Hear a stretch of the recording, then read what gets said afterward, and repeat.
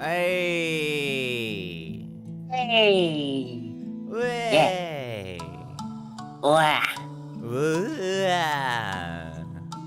Wah. ないだね。なんだよ。The new music very good. Betul juga. Dung dung dung Wes. dung dung dung dung. Kecapi. Kecapi. Kecapi atau ini atau apa? Saus tomat. Sukanya pakai kecap atau saus tomat. Ya. Saus tomati atau kecapi ya. Saus tomati atau kecapi. juga saus tomat. Gimana dong? Oh iya. Kan kecap. Tapi kecap itu ini sebuah ciuman. Gitu ya. Anyway, hai semua, udah pada mau tidur ya? Singer-songwriter dan voice connector dari NIJISANJI ID. Nama gue Reza Avanluna. Hari ini kita ditemani lagi oleh babuy favorit kita. Rai Galilei, yeah. You're the one who made yourself a babuy in this game, so it's not my fault. I mean, babuy favorit kita Leo gitu. Bukan. No. Oke. Babuy favorit kita Rai Galilei. Nah ini. Oke. Naik kah? Naik. Anyway, welcome back everyone to ReBirth of an Eclipse. Yes. Our solo campaign series of D&D 5th edition Dungeons and Dragons. And yes, welcome to NIJISANJI, where I, the sole DM of NIJISANJI ID, will DM games for my fellow lifers. Yeah. Yay. How excited are we today? Very. What? You're not excited? Okay, then. No, I'm excited. I said very excited. Oh, yes, you I said can very. I can feel my heart pumping. Yes, I can feel the Very. anticipation. Okay. Yes, very. I've been waiting. Okay, buat Kalau katanya ini, katanya apa?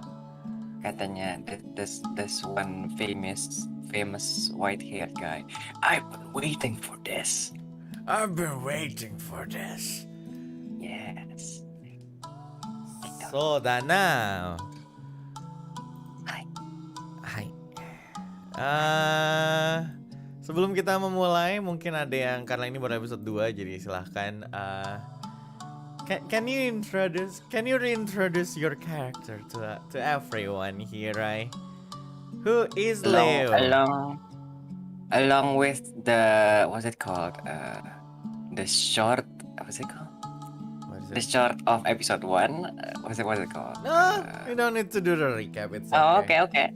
So basically, hello. My character name is Leo. My character name is Lilala Lorelei, also known as Leo. He is a small Benoi boy, which is a barbarian. That's it. Oh, that's it? Okay. That's it. A small half Benui boy, half Benui. So imagine Shota with Usagi Mimi. それはね、ちょっと可愛いじゃん。I don't know about that.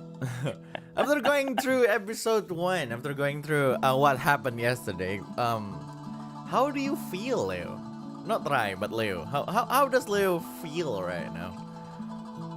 Leo feels confused, determined, and confused. Confused, determined, and confused. So you're basically describing the DM right now. What should I do with the story now? I don't know. I mean, I don't know. Anything will be good. I'm sure if it's Reza, everything will be good. Well, I guess. Let's just say there's no preparation happening.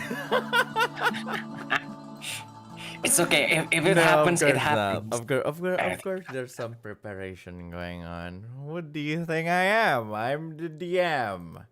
Yes, the sole DM of NIJISANJI ID. The sole DM of NIJISANJI ID for some reason. Yeah. But yeah. Well, Oh my god. I guess there's nothing really to talk about. Wait, let me find There is one thing that I wanted to talk about though. What is it? So I forgot to level up. Wait, you're not leveled up. You haven't leveled up. It's okay. Oh, I haven't leveled up. Okay, still level 3, right? Yes, the one who leveled up was the machine boy. Oh yeah, Yeah, the it's from the machine other boy. campaign. Yeah, it's Luna. Yeah, I forgot. Yeah. Anyway, Oh, without further ado, let's go back to ReBirth of an Eclipse. yeah. Last we left off in ReBirth of an Eclipse. Little day. You woke up from this nightmare before, where you met your parents, but you didn't even remember their faces. You couldn't really recognize them. As you woke up, your house in the middle of the forest was attacked by some bandits, it seems. After a battle, you killed one, and the other one ran away from that place and came back with some of his friends to burn the house for some reason. You ran into the forest, seemingly lost, and then found this huge tree where you met a huge wolf. You found the wolf, and then you were sent into this dark place as you talk to an eye. Like this huge eye that, weirdly enough, offered you his help in return of yours. After doing that, you woke up in the middle of a meadow. Not really sure where to go. You met this green-haired mysterious man who led you on to his carriage. And that's where we left off in the last episode of ReBirth of an Eclipse. Let me move you somewhere. And move the game somewhere too.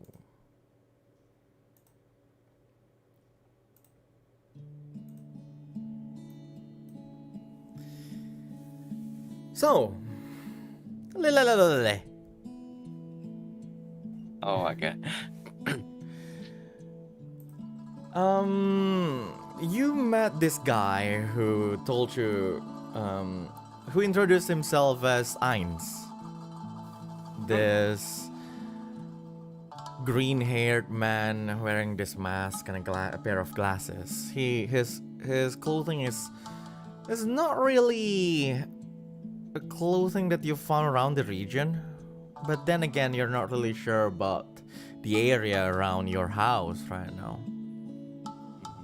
He told you that the carriage that he's on, when he found you on the side of the road, he told you that the carriage is going towards Lunar City, but it is going to be a really long ride. You, alongside this mysterious white wolf, who acted like your pillow before, just climb up to the carriage. Climbing up to that carriage from behind, you see two people already sitting down inside. Both of them look quite identical. Both of them are humans, definitely humans, probably around their late teen or early 20s, you know. One is a girl who has this pink hair reaching around her shoulder. She has this smile as she noticed you climbing up to the carriage. And the other one is a boy around the same age. Have this short blonde hair. He didn't really care about what's going on, even though a wolf, quite a big wolf, kind of climb up towards the carriage. He just kept on reading this book with this leather cover. It's a bit tattered and all, but yeah, he just Wait. Yep. A little. I have a small question. Yeah. Is the wolf as big as the previous one? No, of course not. It's a No, normal of course not. wolf. Just big. Yeah, just a little bigger than it's- usual. it's- It's bigger than the usual, but it's not that big, you know. It's not a huge wolf. It's probably I mean, you're a short child. Yeah. Why does that feels like a personal attack? But okay. You're a short child, so stand if you stand beside the wolf, you know, this white wolf, majestic white wolf, it's definitely going to it's around your chest tall, you know. Oh. It's quite big, but not that big, not a giant wolf or something. I see. Climbing up to the carriage again, you can still feel the chill, just the cold wind just go through the air around you. After all, it's winter. The girl looks at you and, oh, hey there. Are you traveling alone? Leo just sat there, like staring at the girl, not doing anything. I mean, like, after all, he hasn't been talking to anyone for a very long time. Of course. So, like, he's not sure if that girl is actually, like, talking to him or somebody else. So, like, he just stares. And the boy beside her basically said to her, like, without even considering you answering that question, he just said, he's obviously traveling with a dog or a wolf. I'm not really sure what that is. She's like, well, of course. And she looks at you again. Hi, by the way. Hello. Leo, just like, what's it called? Scooched away a little bit, and then like have this like small bow towards the pink-haired girl, and then just looks at the ground again. Okay. Shy one, I see. She smiles.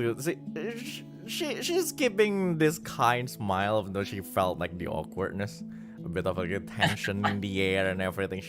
She's hesitating right now whether or not she can like continue talking to you or anything. But yeah, the other guy hopping up, the green-haired one, Eins basically, he step in and he looks at you again, and the girls is Vina and the guy is Rina. Wait, no, the guy is Vina and the girl is Rina. Which one of you is which again? He looks at the other two, and the girl looks at him and, well, I'm Vina, of course, because Vina is obviously a name for a girl. And Ayn says, well, of course, yeah, that's definitely, yeah, Rina is definitely the name for a boy, definitely. But yes, the girl is Vina and the boy is Rina, and again, name is Eins. He sat down, Eins Rembrandt. He sits, the space inside the carriage is just this, you know, this two long seat, glued, stuck to the wall on each side of the carriage. One, because it has to accommodate for the door, it is only like, probably like just 4 feet long, while the other one, where the two people were sitting there. It's long enough for like 6 people and everything. So in Indonesian Jakartan term, it's like angkot. Exactly, for 4646, you know. Yeah. 4 and 6 and everything. Like it's literally angkot, I guess. I guess, yeah. Oh my god. Well, you know, it has this wooden structure and everything. You know, quite fitting the era of like you know, it's the 1200s after all, you know. Yeah. Heinz then sit down while waiting for the carriage to depart from that area until he heard you guys heard this voice coming from outside, quite old and raspy and everything. Just all of you are ready? And he said, yeah, old man, just go on. I mean, there's still a few days until Azalea, right? And well, of course. Oh, so Heinz is not the one who rides the thing. It's just like one of the passengers. Yes. I see. Yes. You see just a glimpse from like this a bit of the slit beside the curtains that's covering the window, you know. You see like this old man, quite frail. He's really thin and everything. He's wearing this baggy shirt and a baggy vest. He walks and he has this hat, like a straw hat kind of thing, right? Yeah. You're Tatani, old man. Like underneath like the shadow that's casted by that straw hat, you can only see like the tip of like his long nose and that reflected like the light of the sun quite early in the morning. He walks towards the front part of the carriage and climb up and start to like grabs the reins and you know, you can hear like that sound of the reins just slapping onto like some part of the carriage, and slowly you can feel like it's being pulled by the 2 horses outside, you know. It's a peaceful ride and a quiet one. The boy is waiting, the girl is looking around, not really sure what to say and everything, while Ainz is enjoying the view, you know. You're going through some hills and the meadow, and all you see this huge flower field. They are all quite new for you because you haven't been out of your house, you know. For a very long time. Actually, he never got out from his house, probably. Yeah, I mean, since birth, I guess. Yeah, you've been living around the forest. So this is the first time you see this kind of things. You know, you can feel the air, the fresh air. You can feel like a faint scent of the flowers going around. You see, Leo's. The wolf beside you is sleeping, enjoying this whole atmosphere. What do you want to do? So like basically Leo is trying to like what's it called? Is trying to focus on the mission. He's trying to think. He's trying to process what he has been seeing in his dreams. What has been happening all this time. His house is burning. His parents is suddenly not there, and there's this wolf, and now the wolf is there. He's just trying to process everything. But of course, his eyes seems to lit up a bit, even though he's looking down. His eyes is basically looking like everywhere at the scenery, like wow, these flowers, and then like wow, there's this, that. There's a lot of things that is not in the forest.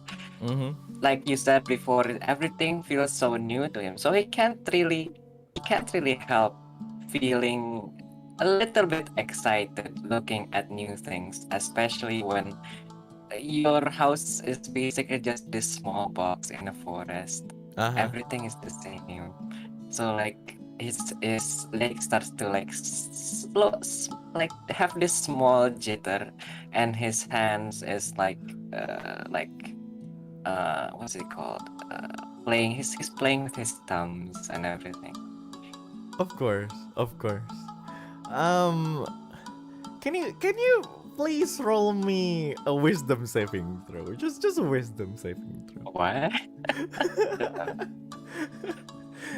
It's nothing bad. Just roll me a wisdom saving throw. Okay. 17. Yeah. Of course. You're sitting there. You can feel like the air. You can see everything and all. You can feel that what is the excitement? You can feel like that happiness inside your heart and all. You feel quite excited on what's going on outside, but you still manage to control yourself. Basically, you're still able to just keep your composure, even though you're smiling a bit. You're feeling your heart is beating a bit faster and everything, but you can still feel your composure. Sometimes you notice that you're going to be like, be in this like euphoria kind of thing, Yeah. But you manage to just control your emotion, just stay there and everything. But in the end, everyone noticed that, especially the kind lady just looking at you. She's smiling really kindly now, like a mom, basically. Like she's like you notice that kind of like aura, that kind of like smile. She tilts his head to the side a bit, letting her hair just sway with the wind that passing through the some holes in the wall of the carriage, and she looks at him. Is it your first time looking around this area? Hearing that, Leo just like snapped back to reality. He snapped back to reality, and then like have this like small surprise stare towards the young lady, and then like looks like he like, what's it called?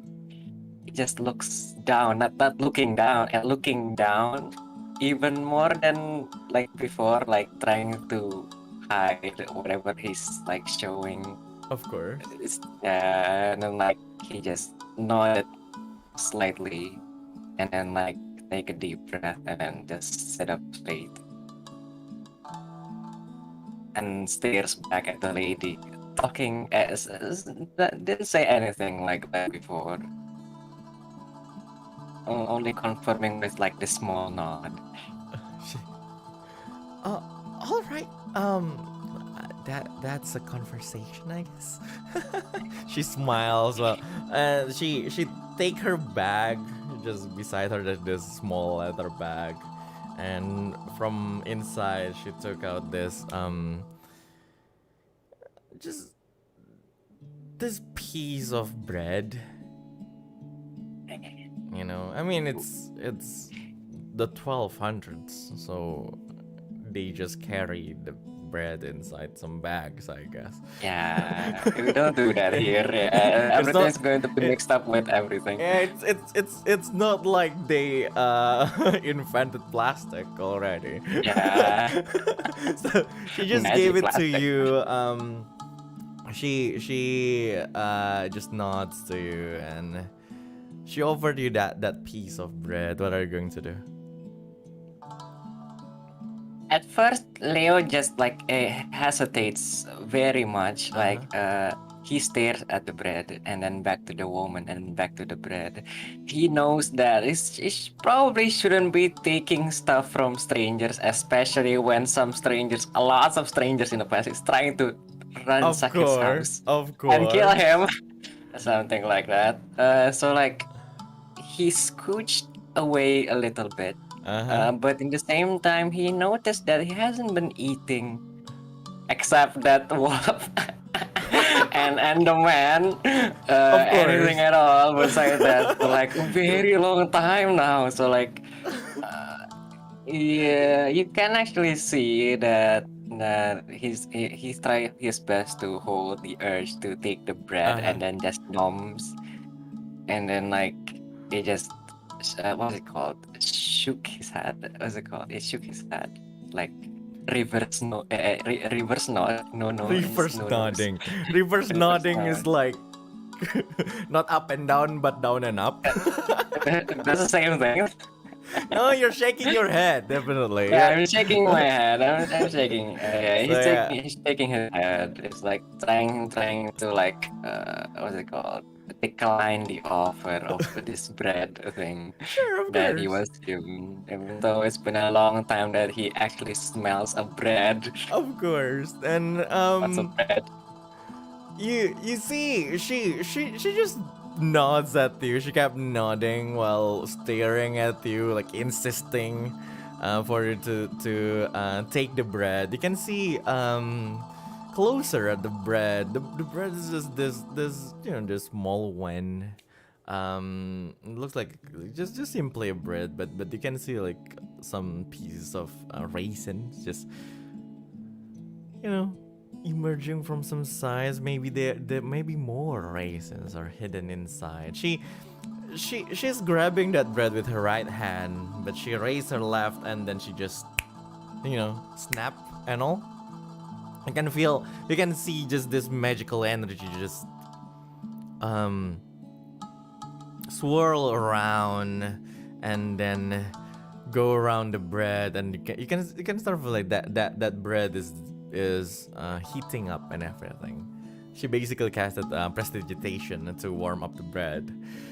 Because of that, you can smell the raisin and everything from inside, like batter and all. After you shake your head and all, you can hear like like your stomach is just grumbling and all. She looks at you. She raises her eyebrows, like a bit mischievous. What do you want to do? Oh, so like when she start to heat up the bread, he sees that as quite magical and at the same time very threatening. He scooch away back to the furthest of the carriage, and then like two of his hands is basically like grabbing onto the carriage, like trying to like go away from the bread. But he knows well that he wants the bread. He's drooling all over the place, still shaking his head, and then finally, what's it called? Finally accepting his fate and just pounces on the bread and then eat it like wildly, like the wolf, but probably even wolfier than wolf. Sure, of course. You just step back a bit and assess the whole situation with this eye just staring at the bread until you decided to give it and just take it like immediately. And then you move to further away from them and you start eating them. The girl just put her hands together and then she chuckles a bit. And watching all of this was Irons, and he just has this frown looking at the whole situation. It's like he's just not sure what's happening in front of him. So you're there eating that bread. Yes. Of course, you're just there eating your. He just munching bread. Of course, you're munching your bread. It's beautiful. It's fluffy and everything. It's well, the last time you ate the bread is probably like years and years ago. Yes, exactly. It's been years since I actually ate bread. He's probably been eating like this wild mushroom or like hunts that he have, and then like just cook it without any seasoning or Yeah. anything at all. Just cook, eat. There's no taste in it at all. Yeah, like but And then for suddenly this one, bread. it's bread. It's Suddenly bread and it's bread. sweet. It has that a bit of acidity of the raisin and everything, and we all can say that it is raising your mood right now. Yeah. Okay. So yeah, the whole journey is not that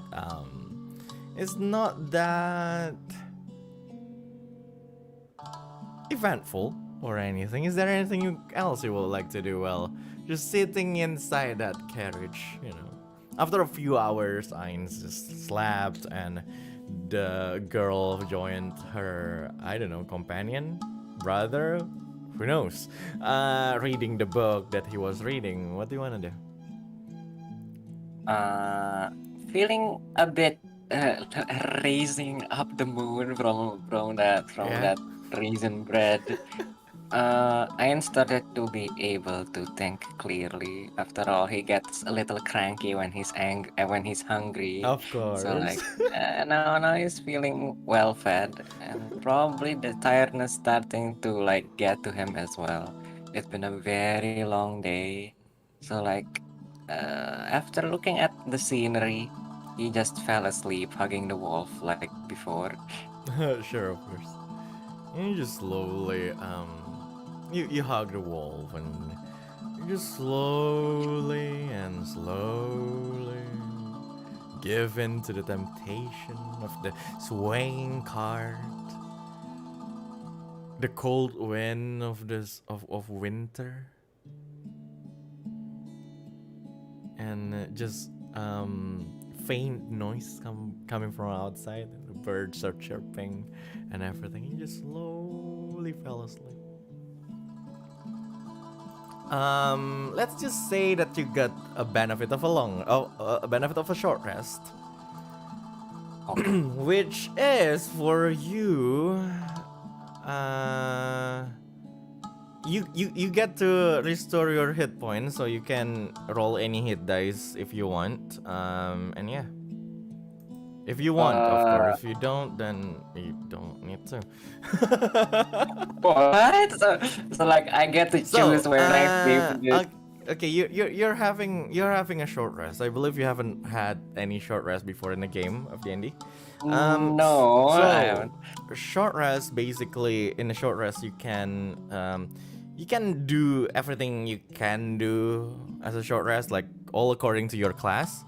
But generally, you can restore HP because your HP is 20 right now. Yes, you haven't gotten any long 20. rest. You can restore HP by rolling a hit dice. You can see the total of your hit dice right now is 3. Three hit dice D12. Yes. Yeah, You basically can use one or whatever you want. Basically, whenever I do short rest, I use my hit dice to heal. Yep, you can use your hit dice to heal. How can I like replenish my hit dice? On a long rest. So you use your hit dice on a short rest, and then when you go through a long rest, you restore all of your hit dice. Yes. Okay. Yeah. What about my rage? Well, your rage? No, you didn't. You didn't get your rage. You restore all your used rage after a long rest. Yes. Okay, so I'm not cranky enough to rage. Okay. Yeah. Welcome to D&D 5e, everyone. By the way, all of this can be done in this beautiful tool called Roll20. It's not sponsored, but wink wink. I wish. Wink wonk, wink wonk. Please, wink wonk. Hear us. Thank you. Anyway. This stream is not sponsored, but wink wink. But wink wink. Maybe, I don't know. So I push hit dice now. Yes, you can just click on the hit dice in your character sheet that is made easy to use by Roll20. Wink wink. Wait, there you go. Okay, yeah. This. 14. Yeah, you restore 14 HP. From D20? It's a never D12, mind. Okay. So you basically roll 11 and then plus 3 because 3 is your constitution. Constitution. Okay. Constitution. Okay, Yeah. good. Hit dice dikurangin 1, please. Yes. Reduce your hit dice by 1. Very good. Sure. You can feel like in that short rest, 1 to 2 hours, probably a bit more of sleeping.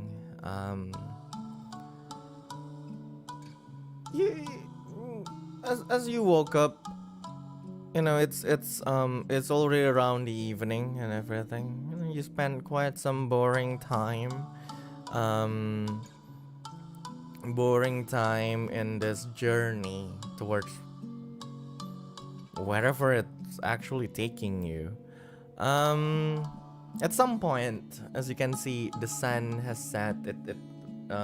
It casts this really like this long shadow over the meadow around you, and all. The carriage stopped to this clearing on the side of a hill, and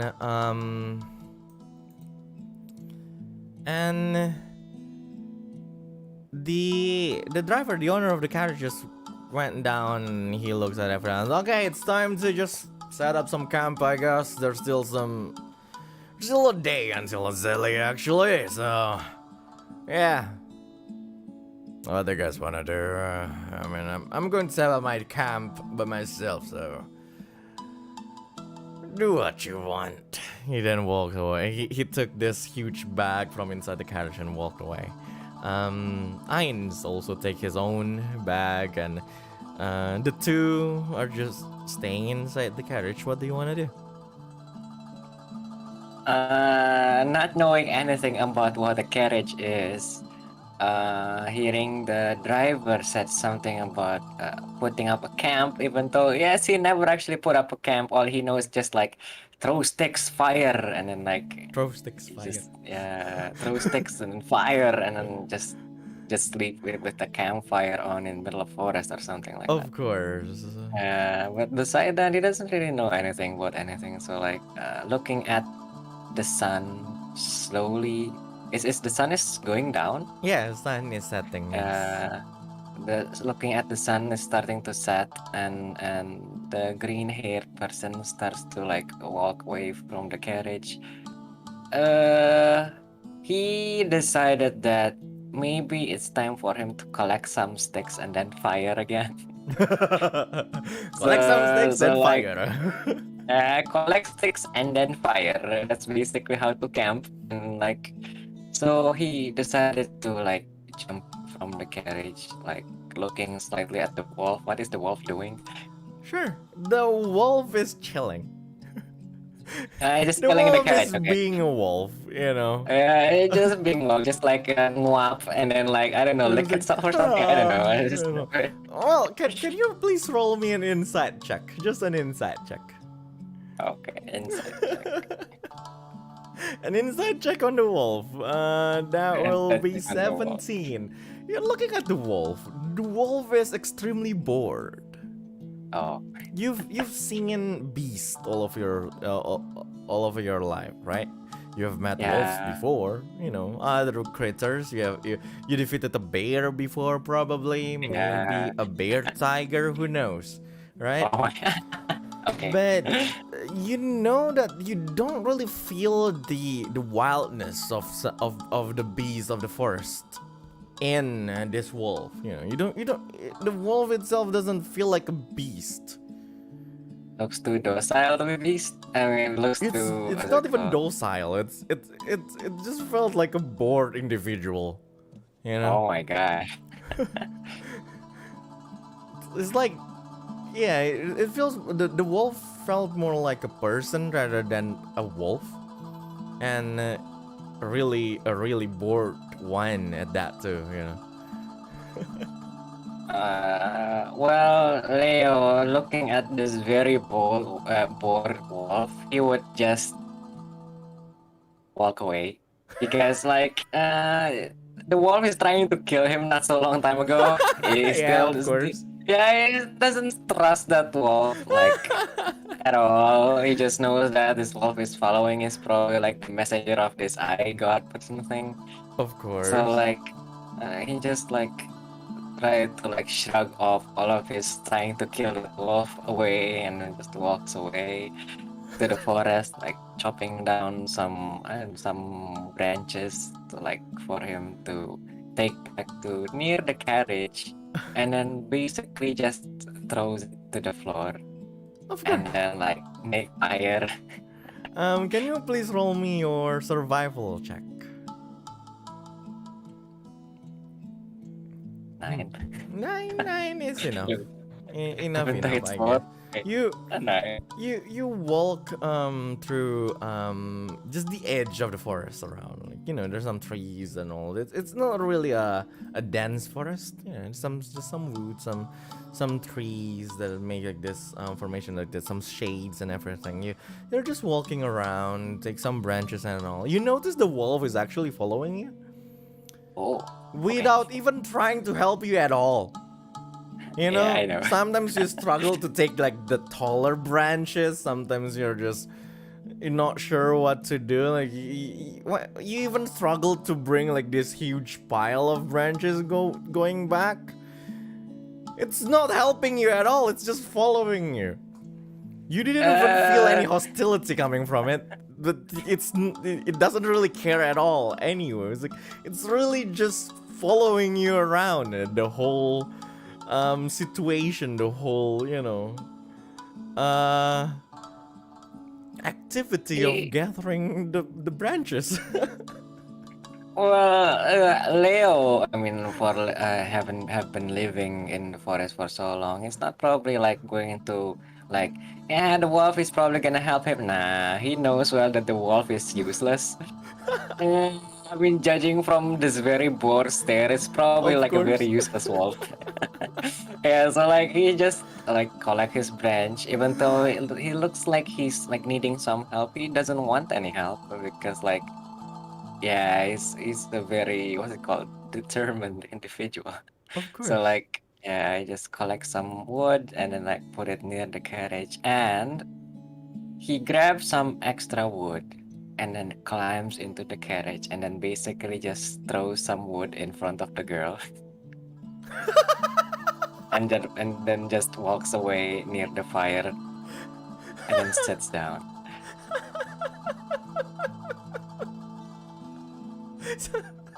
So you're fine.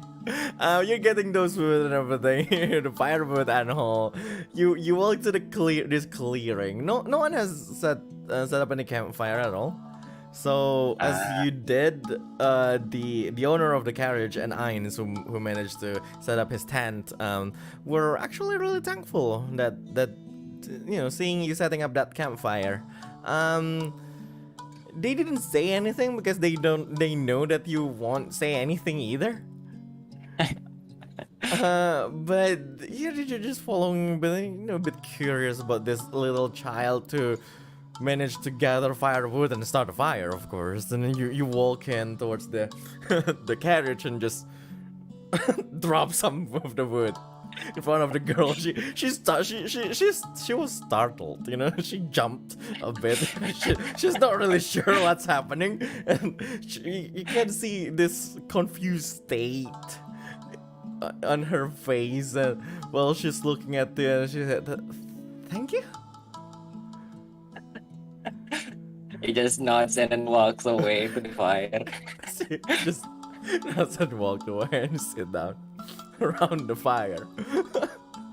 You see, following you is the wolf. The wolf will walk like a bit closer towards the fire. It's the place that is more that's warmer than everything around. The girl and the other boy walked out of the carriage, and seeing the campfire, now she understood what you meant.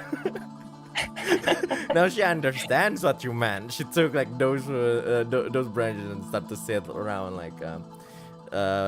not that far from the campfire too. So until like the formation of just 5 people and a wolf were sitting around, like circling this campfire. Most of them are having dinner, The old man has his own ration, and Ains also has his own ration and everything. You don't have any food. Yeah, I don't have any food. You don't have any food, but the boy, who was accompanying the girl, he gave you some smoked meat and everything. You're not sure what meat it is, but it's preserved. Yeah, he smoked. knows it's meat. You just know it's meat. It's still meat, You're still it's good at least. It's salty.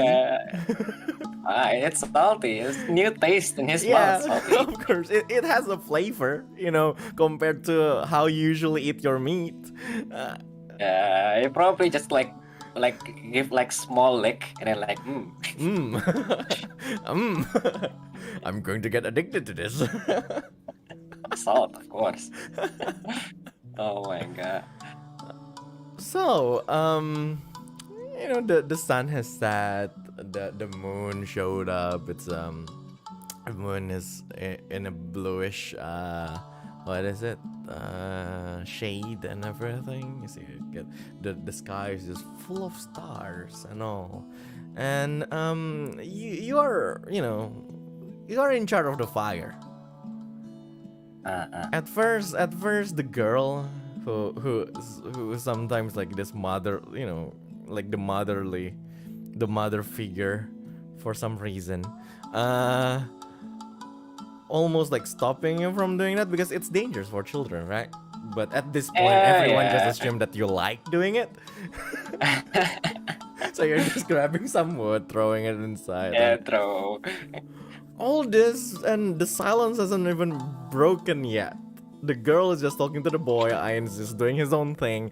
The old man is already sleeping in the corner, like a bit, to his tent and all. And until at one point, Ian just looks at it and, so boy, really, where are you going? And then he just basically answered with the same answer as before. I forgot what's the town name again. What did you say name before? again? What's the town name again? Oh my god. Lunaris? Yeah, Lunaris. Oh my god, my brain. Like stares at the green-haired guy, and then like Lunaris, and then like have small silence, and then like a nearby village, and something like that. Oh, yeah, I mean, where in Lunaris? It's a huge city, and I mean, at this point, it can be called a kingdom, I guess. I mean, it's a huge kingdom or city or kingdom city kingdom. Not sure. Where in that place? I mean, what are you doing there? A bit curious. Hearing kingdom and city, he doesn't really understand what those means. He just know village.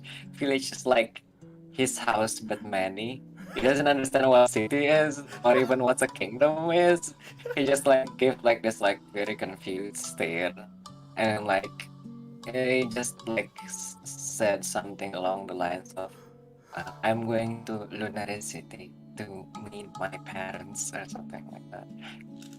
To meet your parents. I'm not gonna say anything about that, but well, I guess that sounds interesting. And the girl said, "You're not going there with your parents. You're just going alone, following them." And then like Leo stares at the woman slightly, and then back to the fire,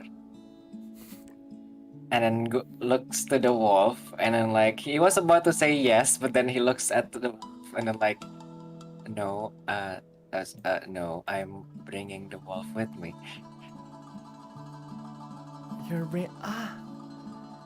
That makes sense. You're not alone, I guess. She chuckles, and then but why aren't you going there with your parents to the city? Because my parents is in the city. That's why. They left you? Leo, hearing that, Leo just like, what is it called? Very. He shows this expression of sad in the same time, kind of angry. Like he just glares at the woman for like a few seconds, and then just throws this big chunk of wood into the fire, and then just walks away. Like, wait, I'm sorry, and as you walk away a second. Well, you angered the kid, Vina. Where are you going as you walk away?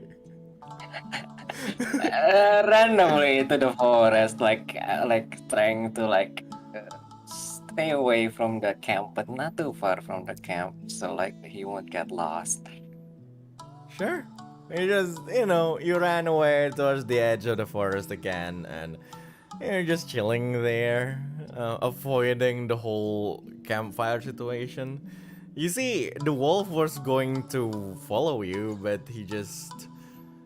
It can still see you from, the campfire area, so you just sit back down, staring at your face, like, making sure that he has, you in his side.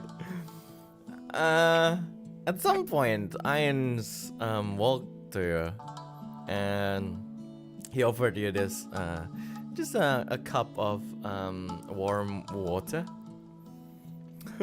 Yes, warm water, yes. He just said, well, that's the only thing I had. This is the only thing I have. I mean, I can't let a child drink mead or... Yeah, so there's nothing else, so you want some? Looking at the water, have you even drink water? I think you drink blood, but water, not really. Like, What? feeling kind of thirsty, I guess. Survival instinct. No matter how angry he is right now, he decided to not to look at Ainz, but just hasty grab onto the water and then drink. Sure. And I was actually a little bit surprised that the water is a little bit to the hot side. And I mean, he just drinks it again anyway. Of course. You start drinking it and all, and Ainz leans back towards leans back onto the a tree beside it, and he just says, so are you going to Lunar City with us or anything? I mean, that's 3 weeks of travel, dude, and you're not going to say anything. Leo is still kind of angry. He's not sure if he wanted to talk at all. But hearing that the time and how he get there without the cart is probably going to be taken even longer than 3 weeks. He needs to talk. He didn't stare at Ainz, but he answered along the lines of, I will go to the city, but if you don't want to go there with me, then I will walk on my own. I can take care of myself, so you don't need to worry about taking care of me. Just do whatever you want, or something like that. You say that? In a more ooga booga way. In a more ooga booga way. Yeah.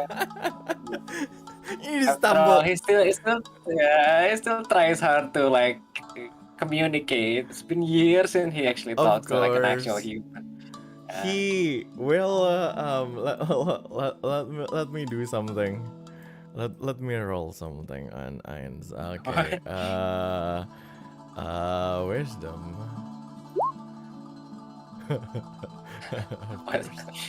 Of course, Oh my Ainz God. front. Of course. He's looking at you.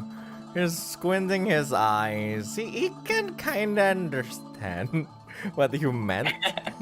Okay, and sure. I guess. Oh God, of course. But I meant going there alone, walking will take you months. I guess, and it's going to be tiring, kid. And You know what? Just think about it. You're going to talk one day. Anyway, but yeah, we're going to stop in Azalea for a bit, and probably for a few days if you don't mind. That is up to you, after all. And then he walked away. You know, I was going to say that he smiles, but I can't see his mouth. Yeah, I guess it's He's wearing a mask, so he just walked away and he shrugs while walking away. Going back to the campfire, what do you want to do? Thinking about what this green-haired man said, that it's gonna be like a very long time. You might want to talk to somebody, you know, because you're going to be very awkward, something like that. He will basically try to take that. Oh my god, I'm really I'm really not proficient in English and Indonesian right now. My intelligence is -1 as well. Help! Like Oh my god, intelligence. Okay, Yeah, what are you oh trying to my do? What are you God. trying to do? What are you trying? Describe what you're trying to do. He's going to take, what's it called? Advice. Yes. Oh, the advice. I see. To try to take the advice. Maybe start to like have some small conversation with the others, you know.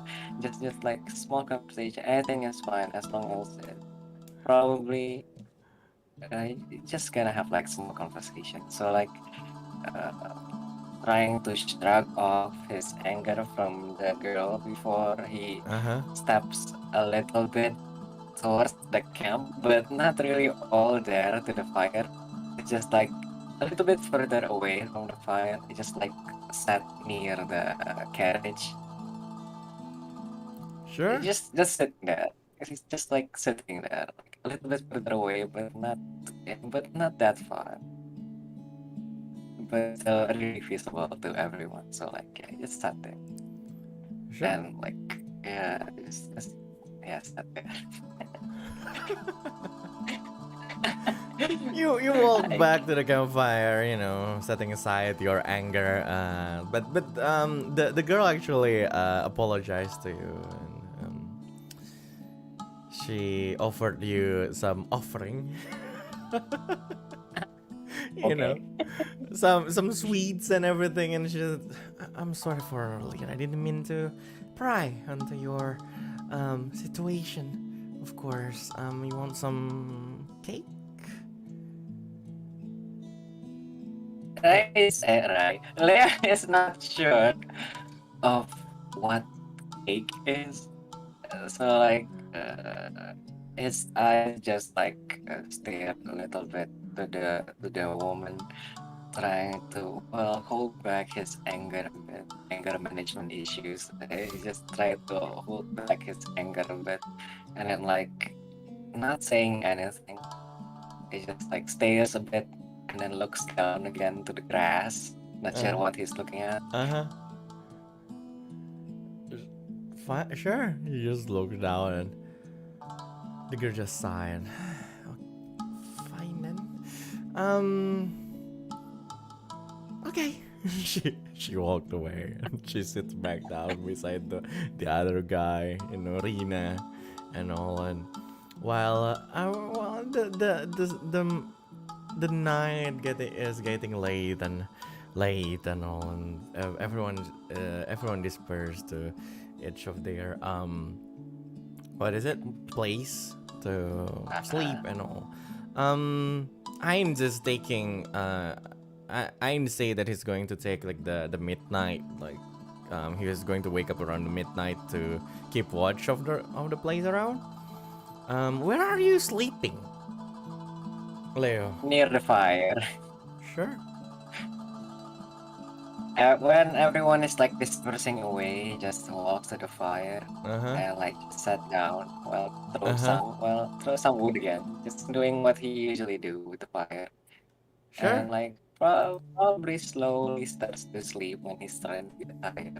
Just lays on the ground. Of course. You sit there, you sit there, you took some wood and all, the firewood, and just throw it into the fire, making sure the fire is still going on and everything.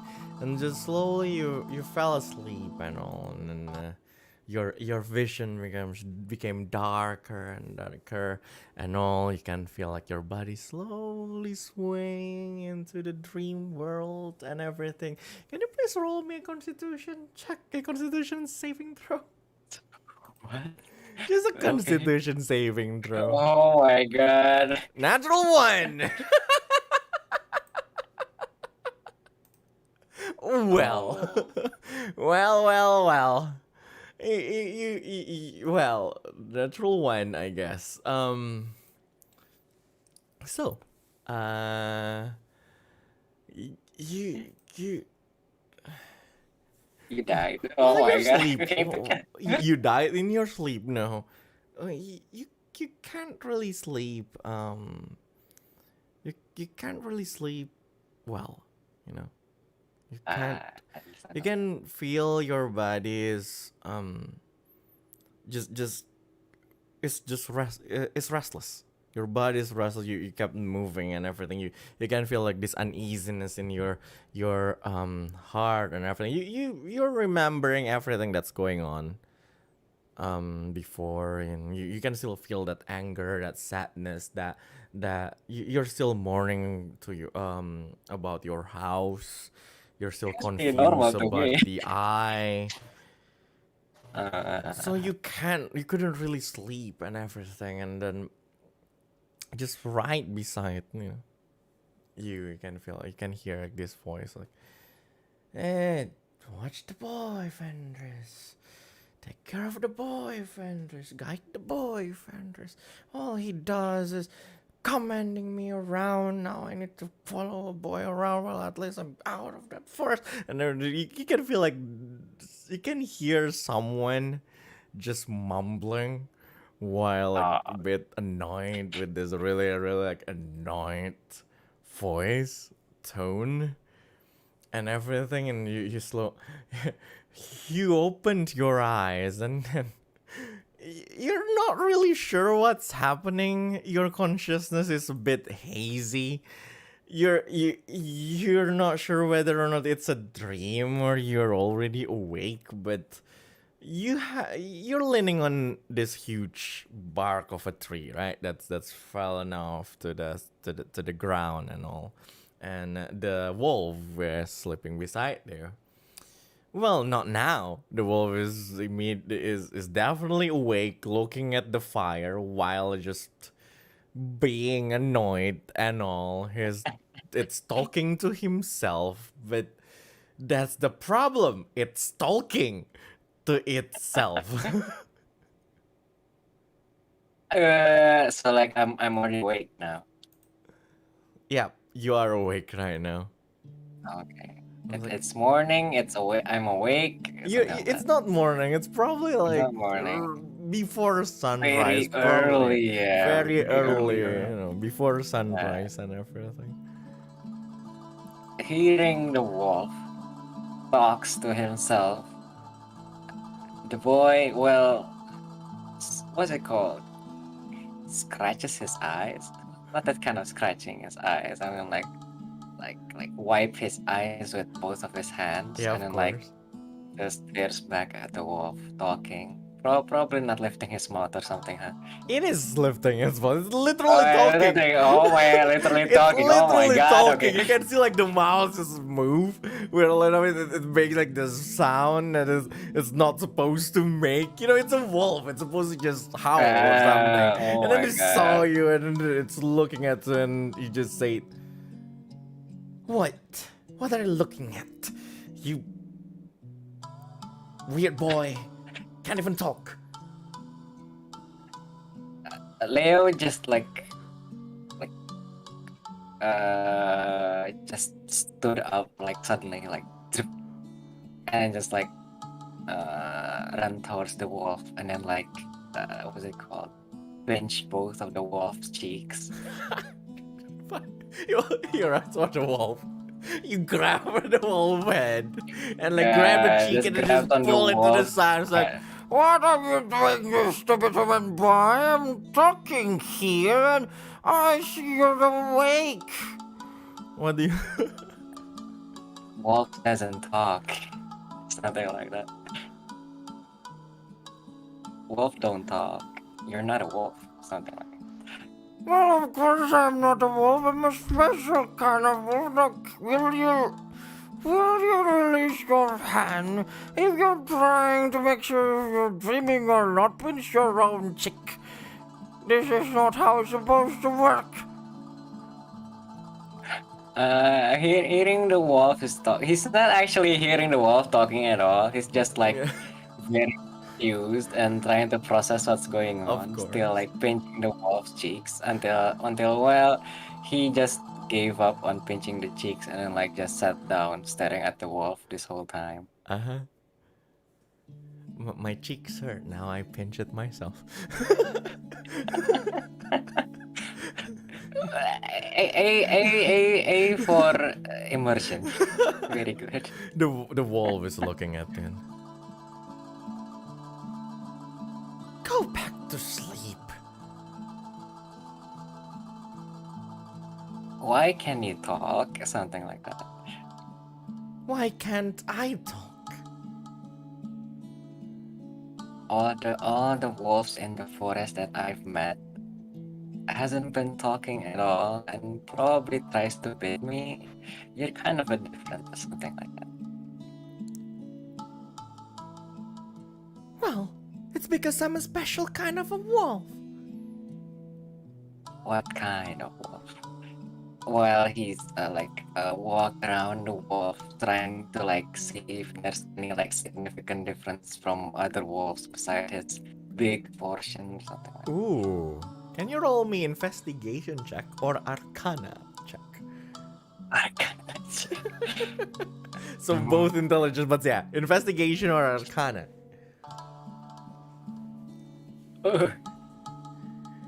Investigation. Oh, okay, good. 17, nice. 17 right here.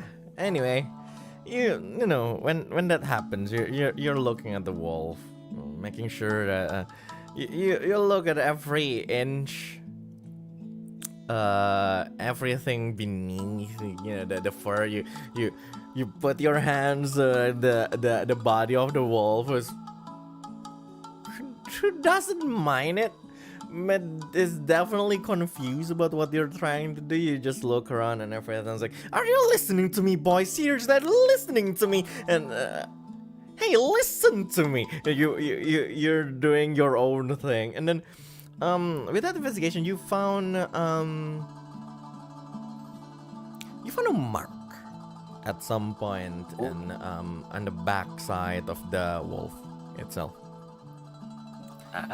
It's just this symbol that is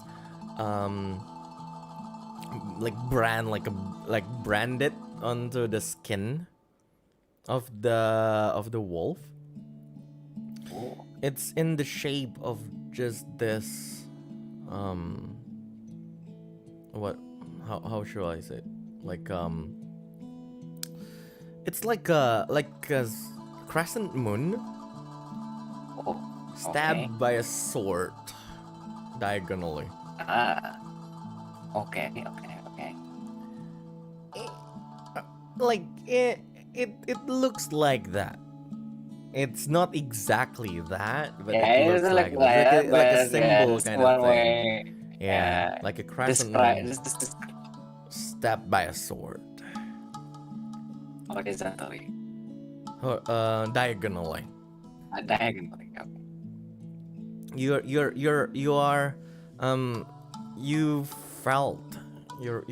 feel that brand on the skin of that wolf, and as you touch that, you can feel just a bit of a jolt, like a jolt of electricity. Like you're touching something that's mildly electrocuting you. Like, Okay. And you pull your hand back, and I felt like this kind of Even though it's like it's ejecting you, it felt like there's this connection between you and that symbol and everything. And while that happened, the wolf also felt that it jumped a bit. Hey, what are you doing? Do you know that it's rude to just touch the body of a lady? What? It's a girl. And Leo just like stares at his hand, like checking if there's any wound or anything from when he touched the thing, the symbol. And then like after he checks his hand for anything, he stares at the wolf. What is that symbol? Said Leo. What is that symbol?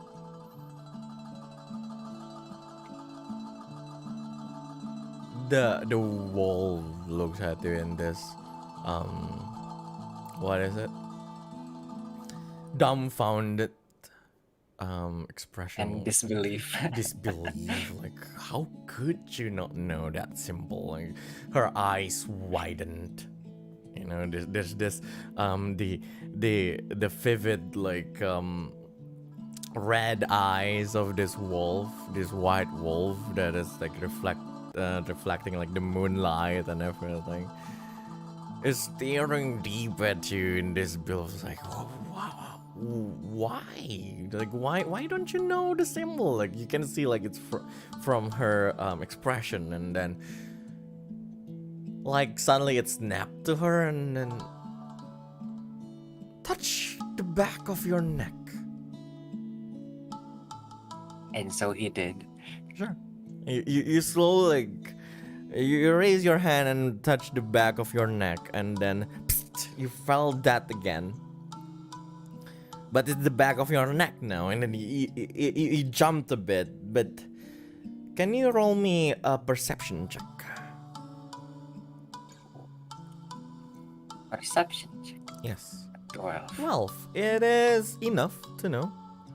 So you move around your hand, you know, through the back of your neck and everything, and you can feel something, some part of your skin is like burnt a bit. Okay. You felt like the same kind of brand, and then you start to follow along that burn side, and then you can feel like the same shape as the symbol that you saw in the back of the wolf. And then she looks at you, and again, do you seriously not know what that is? He shook his head in confusion. Oh, poor boy. You don't know what you signed up for, did you? He started to remember all about the eye guard thing. Uh-huh. And then all he knows is... And then he just like said to the wolf something like, all I need to do is to help the eye person, and I can see my mom, right? Something like that. The eye person. How rude of you to call the great Ragnar the eye person. Lord Ragnar. That's what you should call him, not the eye person. Where did you learn your manners, boy? He doesn't seem to like hear those words. He's just like still touching the mark thing on his neck. Of course.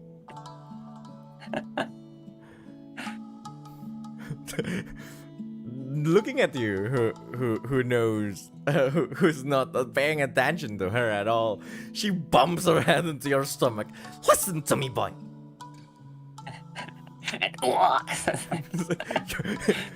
you push back a bit, and then you understand? Hey, he just slapped his head. He slapped her head. Ow. like this little tucket. It's Hey, it's Lord Ragnar. Ragnar. Ragnar. Yes. From now on, stop calling My him. person is Ragnar. He's not the eye person. He's a god, or at least he was. You know what? It doesn't really matter. But don't ever call him the eye person anymore. He saved you. You know that. What's a god? Oh. That's where I should start. Oh, Lord. So this is what he meant by educating the boy. Oh no. Oh no. She turns around and then she just sit. She lies down on the ground and just sigh, really letting out like this really long sigh. It's like,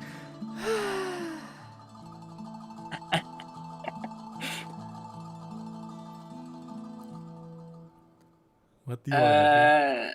Leo just like still checking on his mark while walks towards the wolf and then sat down next to her Uh-huh.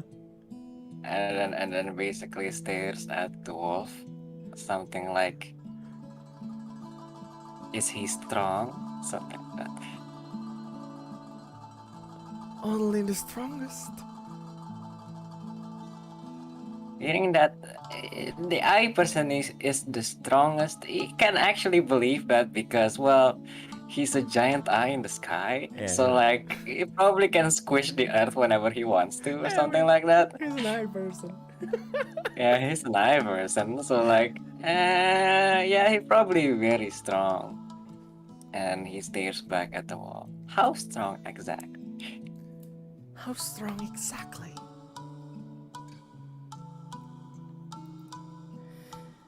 He was someone who was strong enough to be the god of war. God of war. Of course he wasn't. Nor he is right now. But he was strong enough to be. Hearing the explanation of the wolf, he can actually like tell that this god thing is actually a big thing.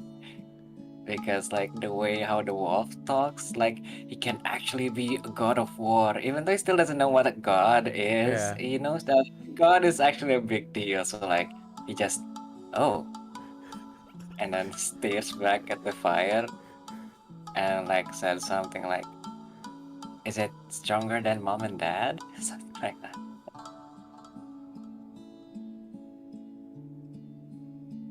Just keep staring at the fire and think about how stupid that question is, young boy. And he does that. And he does that. And he does that. Not sure what was stupid about the question, but like he just stares at the fire. You're just sitting You just down gotta- there staring at the fire while thinking like whether or not it's a stupid question to ask.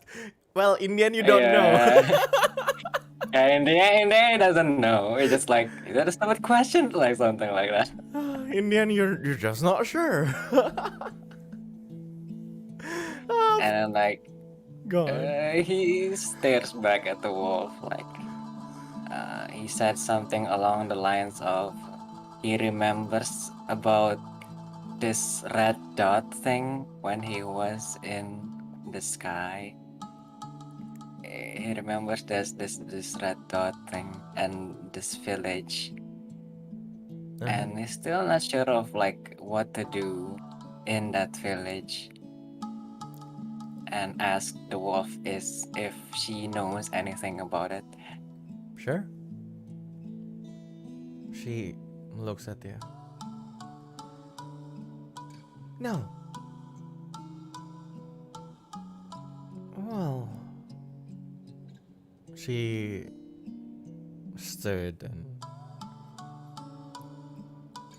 walked away, a bit confused. You know, she started to walk around, pacing back and forth, having this concerned look on her face. She just, each of us, the servants, have our own task to do. Me, I was guarding. Mine was guarding the tree. And now I need to guide you or accompany you around, but yours is something that is unknown to me. So I can't answer that, boy.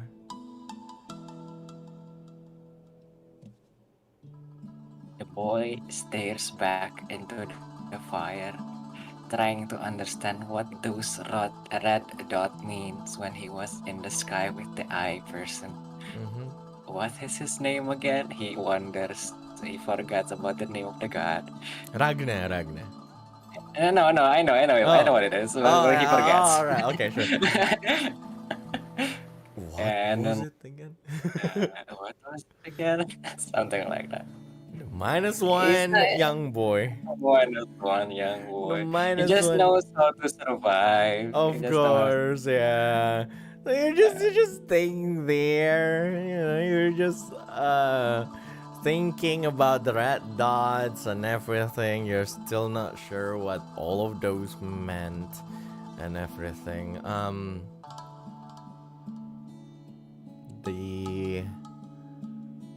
The wolf just looks at him. By the way, the name is Fenris.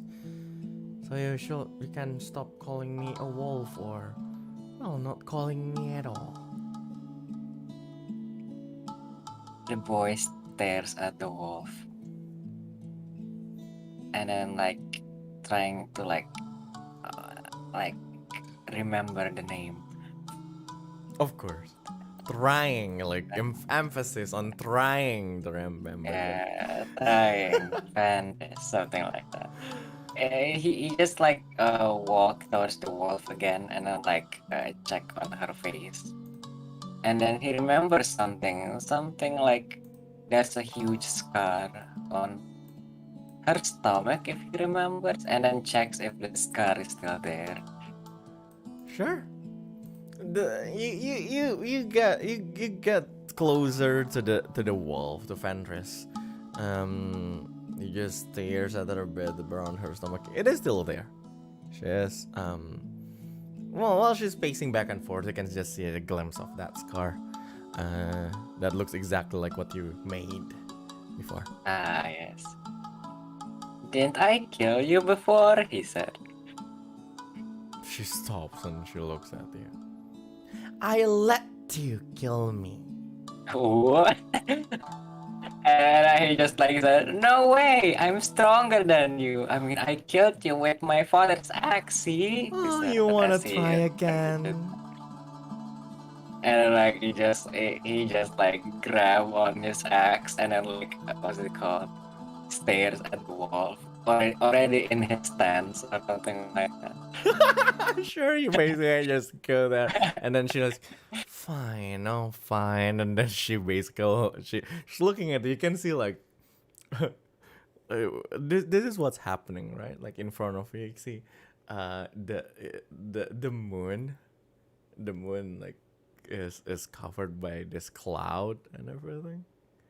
So there was this light that's lighting up the area, and all, especially around Fenris area, but slowly the shadow of that cloud just covered the area. It's getting a bit dimmer, but her side is definitely highlighted by the campfire that's still crackling and everything. You can see her eyes just lighting up, but it's lighting up brighter and brighter. And in front of you, you can you can literally see like her body like getting like bigger and bigger and bigger. Like it's now it's bigger than what it's before, like when you fought her. And then she looks at you, like stares at you in the eyes. Are you sure, boy? You're going to fight against me? This beautiful morning and you ask for a fight?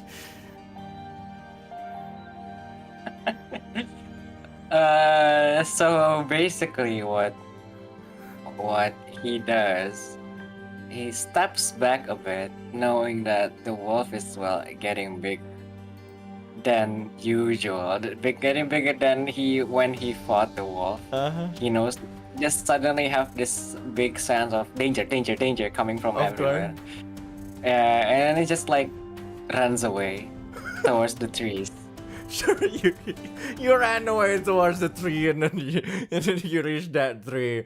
The moment you ran away, she just went back and it went to the normal wolf. And then you said, "See, I told you I'm stronger than you." Leo just peeks towards the wolf. I mean, like, was where the head was, like, and like, he noticed that the wolf is getting smaller. You also notice that he's actually like preparing to throw this other spear he have. He was actually just going back there to basically prepare himself. I mean, if you want to do that, it's still up to you. Yeah, I know, but no, let's not fight. I mean, let's not fight the wolf. Let's not fight the wolf. We don't want to die twice today. And like, how did you do that? He said as he gets closer and put his spear back into his back. Sure. Checking the wolf's body, like for anything, like how does she make herself bigger and everything, like as he thinks. You walk to her and then the moment you ask that question, she held her head high and then she smiles, smug. But you know, it's she's a wolf, so yeah, wolf smug. It's a wolf smile, so it's one of the scariest. Do you know, or like maybe the audience know that there's this creepy pasta about like a smile dog? Oh yeah. It's the like red bloodshot eyes thing. Yeah, without the blood, of course, but she smiles. Like grins, you can see like the fangs and everything. She's looking down at you. Just say it. Well, it is something that I got from Lord Ragnar, of course. Hearing that, getting things from Lord Ragnar, this must be the power that this eye person told him about, the one that he promised to give him, if something like that. Sure. You're of course, go on. And he just goes to this like stance, like you know that like that kalau silat kakinya diduain terus kayak mau tonjok-tonjok gitu. You're taking a stance basically, yeah. And like you're just taking a stand and like yes, something like that. Sure, you're basically taking like this super saiyan stance. Yeah, you know? Super Saiyan stance The thing. Kaioken. Yeah. You're trying to. Yeah, he's trying to like. She's just looking at you in disbelief. she has like her eyes dead, you know, the dead eyes of like. She's just looking at you. Oh, probably not. Most definitely not. You definitely can't. And he just runs towards the wolf and then like grabs onto the head. Teach me, something like that. He grab onto the head of the wolf, you know, compressing her cheek and everything. You know, the fan is just. Yeah, it's not something to teach you about. It's something that you got. And each of the servants probably got different powers, especially as you have one of the aspects, but yeah, I don't think you can be larger than what you are right now, child. And like he just sits down thinking, like he's doing his thinking face, like, Of course. and like he stood up again and then like tries to lift this huge log that he was sleeping before. Of course. you grab the log, trying to lift it. You know, you're quite strong, but He's quite strong, but he's you're not not that strong enough to just, lift a log. But please roll me your athletics check. Oh my god. Oh lord. Wait a minute. Just What roll is this? your athletics check. Hey. There you go.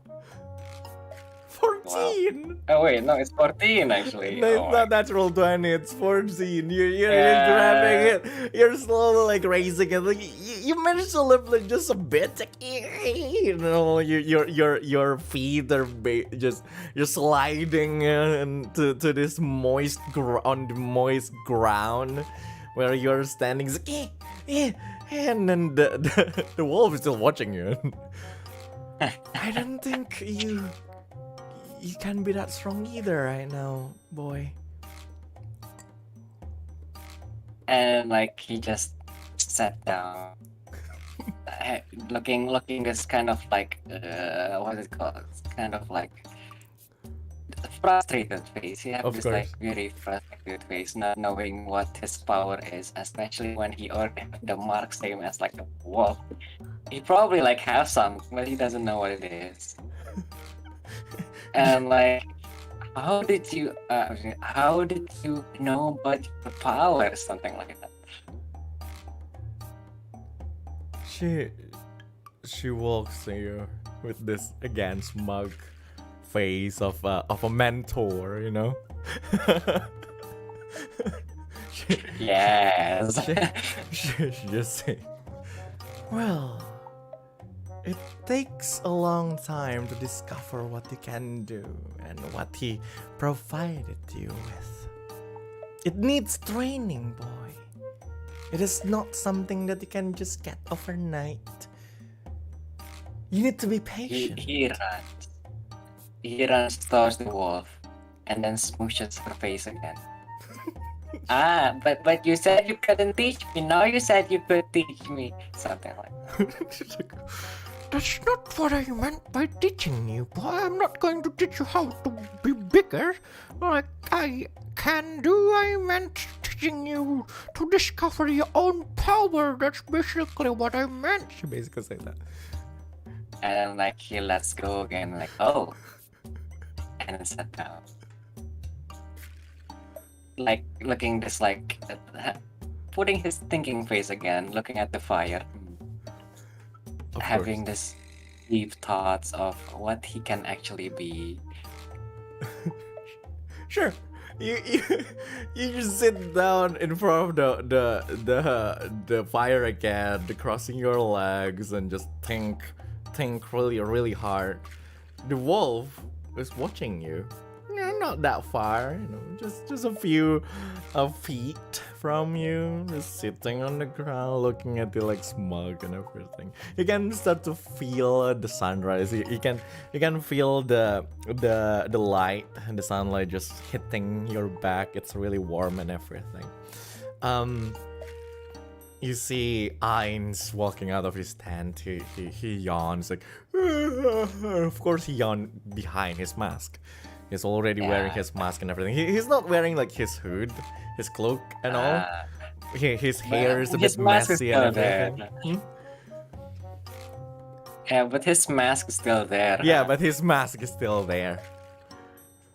He's not even wearing any armor and everything. He's just wearing a simple shirt and all. Like he took off like all his armor. He's not carrying any weapon, but he still wears his mask. It's a Kakashi. He has like his hand is scratching his head, and he looks at him. What are you doing there? What's your name again? He squint his eyes looking at you. Noticing the green-haired person looking at him. He looked at the green-haired person for a while, and then looks back into the fire, and then mumbles something along the lines of trying to discover my superpower, something like that. Fortunately, he doesn't really have like that high of a skill in perception and everything. He just says like, what did you say? He crouched and looks at you. What did you say? He stood up and then with all his might saying something like, I'm trying to discover my superpower, something like that. Sure. You're in a hill. You're on a hill. So you say it with all your might, I'm trying to discover my superpower and everything. Superpower. Like, it's quiet. He took a bit of a pause. He was looking at you. He stared at you with this really sleepy eyes. He just woke up and everything. With that shout, everyone woke up. Like the guy who owns the carriage, like what? The girl get out of the carriage where she slept, and I was like, superpower. Okay, sure, superpower.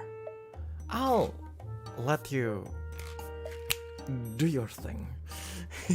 He stood up awkwardly, and we are going in a few hours, I believe, so be prepared, I guess. Child.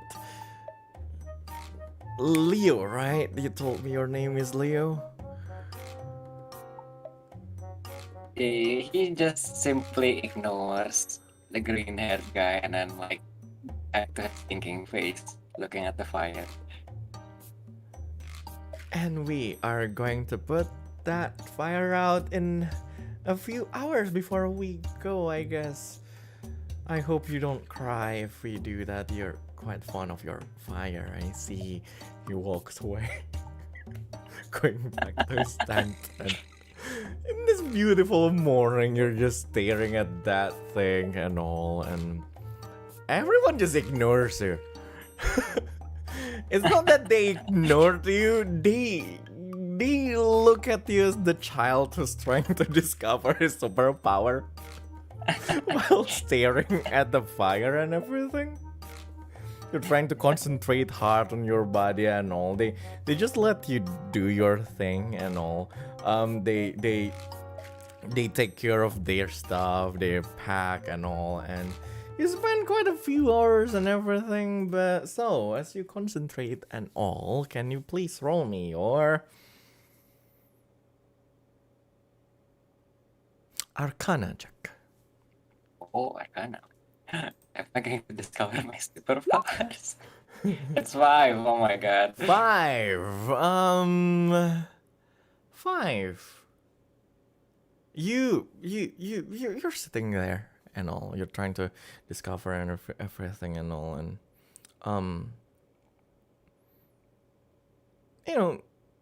despite everything that's going on, despite it looking a bit funny and everything, you're a bit you're serious. You want to know what you can do, what that brand gives you. The more you concentrate on that brand and everything around you, you kind of know how to meditate, right? You are, after all, the child of, war veterans. Yes.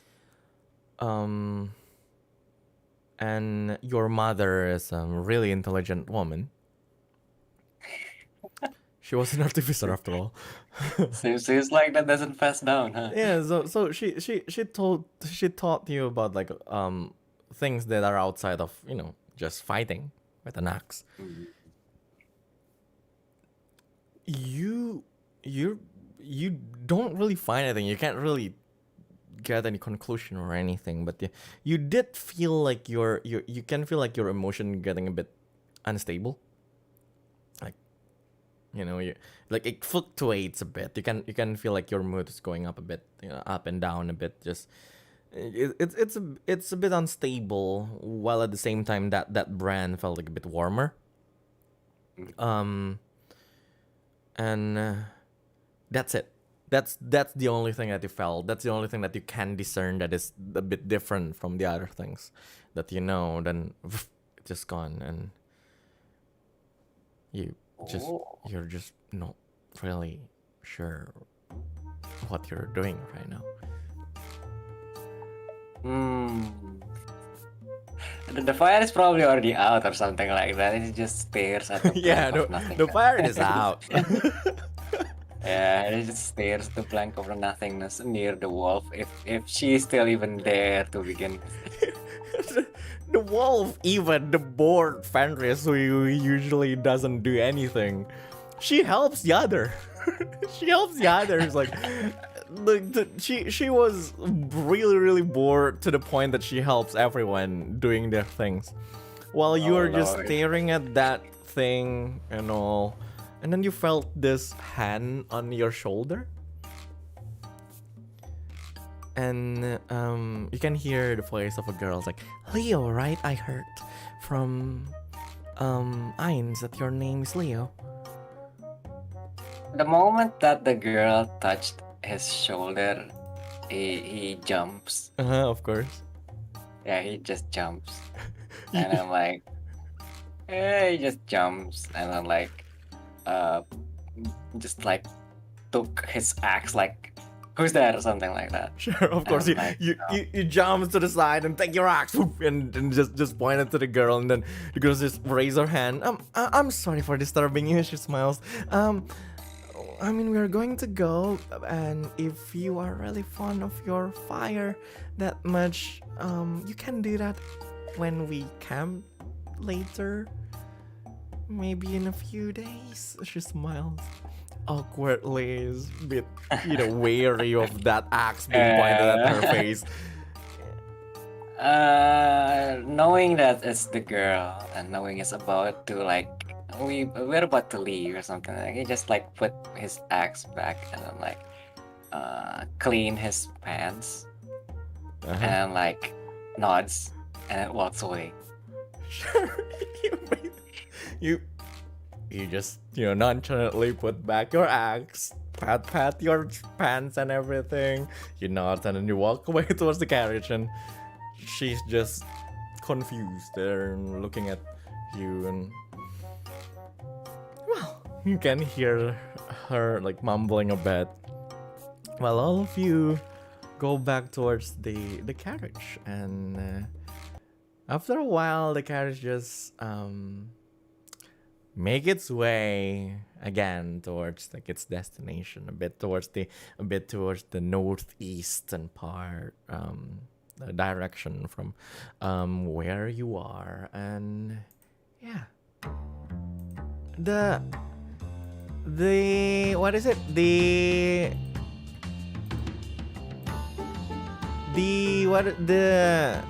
formation that you took like inside the carriage is still the same. You're sitting alone. Beside you is Fenris. In front of you, a bit in the corner, are the girl and the boy, while Ian is in the other corner. Is there anything you would like to do? He's probably like cleaning his axe, and like other than that, he's probably like looking at Fenris, possibly like poking her like a couple of few times out of boredom as well. So like sometimes just looks at the sky and looks at everything around him. Sure. Just trying to stay off that boredom, something like that. While you're doing that, you're poking Fenris with your axe or with your hand. Yeah, with my hand, no, not okay. You just disturb Fenris, who's extremely bored right now. While you're maintaining your axe and everything, you notice that the boy Rina, when you took out your axe, he closed his book. Well, he's looking at you, more like looking at the axe. Like he's studying the axe like very intently for some reason. He put like his hand into his chin, like he's studying it like from top to bottom. Can you please roll me your perception? No, not perception check. You're cleaning it, so you kind of realize it by now. Like there's some stuff changed with the axe. Your father's battle axe was just this huge axe, just a normal one. Yeah. But you can see the pommel is different now. It has this shape of like a dragon head that is biting this ball. You're not really sure what it's supposed to be, and then through like the handle it's changed with this. There's this carving that creates that made the battle axe like easier to grab and everything. The head, you can see the head is a bit bigger than before, and then there's this there's a lot of runic carving around the edge of the blade of each side, and the stain of the metal is a bit darker than before. And after trying to clean everything, the boy, of course, noticed that the axe started to get a little change. Like the head's getting bigger, and then there's this runic thing started to appear in the edge of this blade. For like as long as he wields that, that kind of thing doesn't happen. So he's kind of like surprised. He's even thinking, is this still his father's axe? There is no way that anyone is touching this axe because he's been hugging it all this time. So like, he's just feeling a bit confused. But then he just plays with Fenris and just poke. Sure. So you're just not really sure like whether or not it's still your father's axe. So can you please roll me your investigation check? Investigation. 7. You're just not sure. As far as you know, you only have one axe. Yeah. And that's it. That's supposed to be your father's axe, and it kind of resembles it a bit. The general shape of it is still your father's axe, but you're not. You're just not sure. So you just kept playing with your with Fenris and everything. Well, Ain's just saying, "That's a nice axe. You're using that? Are you using that?" He's looking.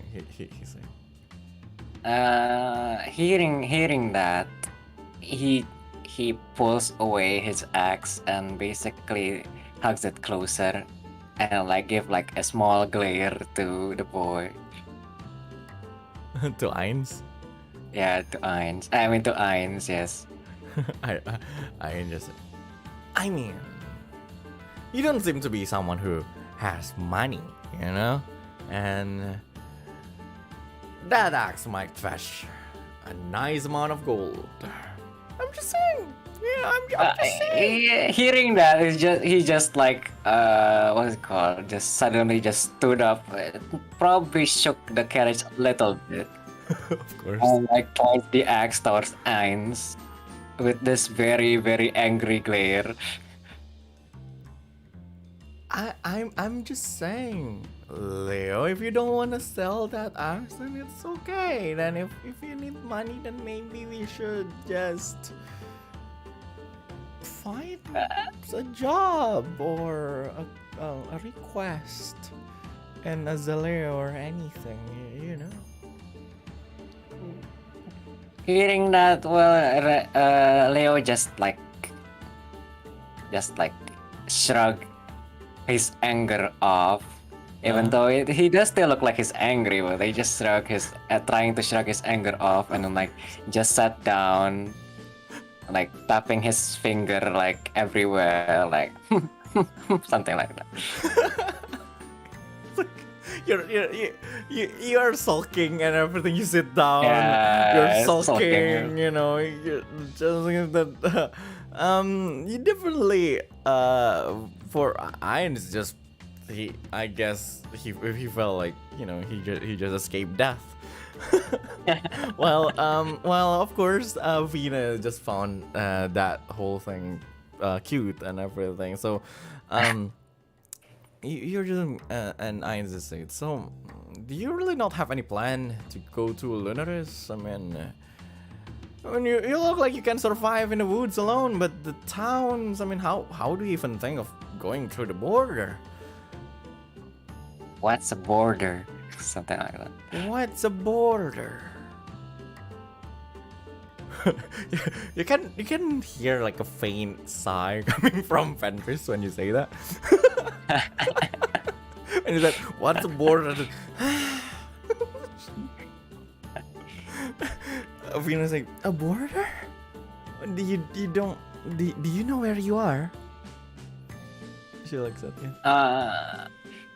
Leo just like nods and then replies with, "Outside the forest," something like that. I was like, "Outside the forest? Everywhere it's outside the forest. What are you talking about?" I mean, there's a forest right there. He pointed towards the east, and then there's another one out there. So everywhere is outside the forest.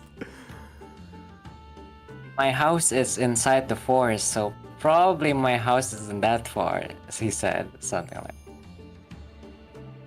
I see. I don't know anything about outside the forest, so what's a border? Something like that. What's a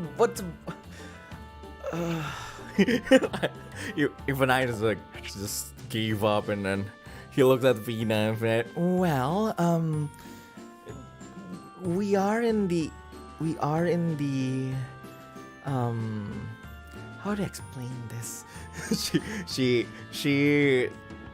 grins, well, a bit confused, looking up, and then she looks at it. "We are around the territory of the southern Astria, part of the empire."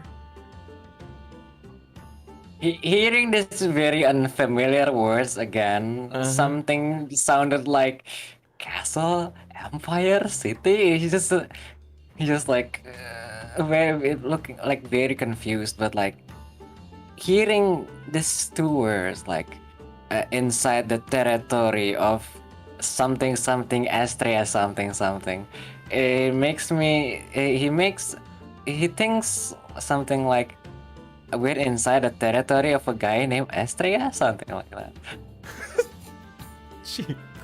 Well, not really, not exactly wrong.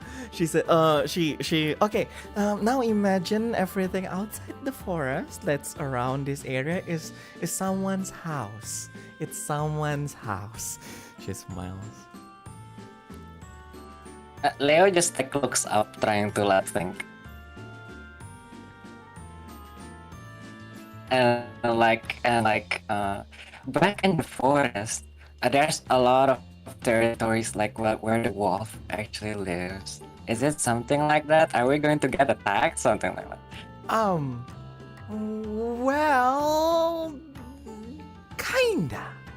So we are going to another person's territory. So there's a border, the place in between the territories. Oh. To go there, you need permission to cross the border. You need the permission to enter the kingdom. the area, that territory for Lunar's kingdom. So, do you have that permission? She smiles. I can ask him right now if I want to, something like that. Well, not exactly the way you do it, but she looks at Ainz. I don't think we can let the boy go alone. And he's like, I mean, that's already a given. Now, boy, Leo, to get that permission that you are going to ask, you need money. He tries to recall what money is.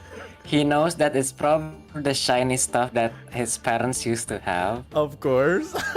But I don't think he have any of those shiny stuff right now. He's So like, Mhm. I don't think I have the shiny stuff, something like that. Yes, the shiny stuff. Now, to get the shiny stuff, we can sell your axe. Before that word actually like came out, he just points back his axe towards Ainz. Oh, well, probably not the axe. Probably the wolf. You wanna sell the wolf? Fenris just looks at him. Leo just looks back at Fenris and like nods towards Ainz. It's like, the wolf then. The wolf. Fenris says, hey, not me. Do not sell me. I'm not for sale. And it's like, right, I forgot that you can talk. All the more reason to sell you. I mean, talking wolf is going to fetch us quite a lot of money. Oh, wait, so everyone already knows that Fenris can talk. Probably when she was born. Yeah, probably when she was born. But yeah, you can feel like when she talked, no one was startled. No one is startled at all. No one started at all. Oh my god. Okay. You can still see that they find it like interesting that she can talk, but it looks like everyone already knows.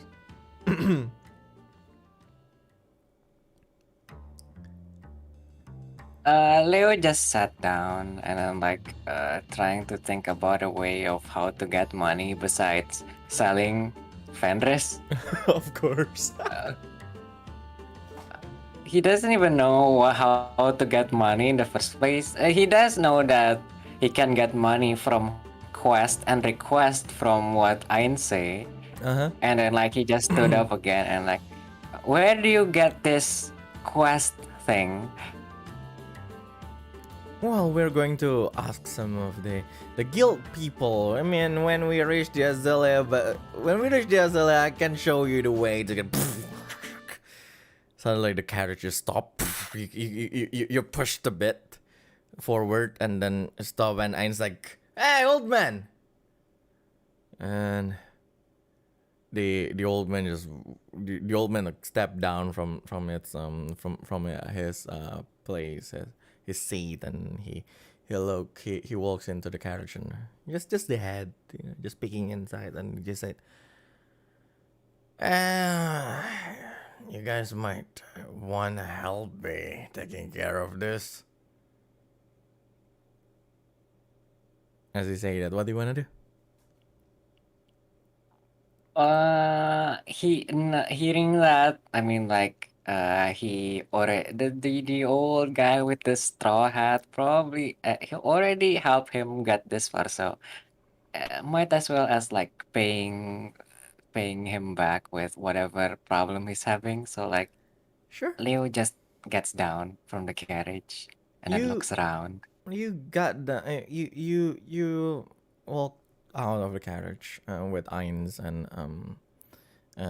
Vina actually. Rina just stays inside the carriage while still reading his stuff and all. Um,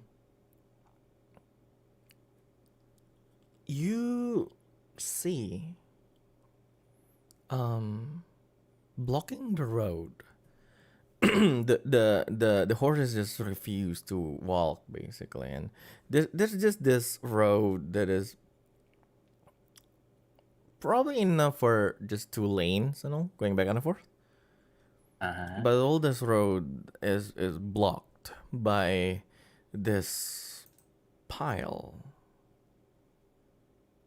Off. of corpses. Ew, oh wow.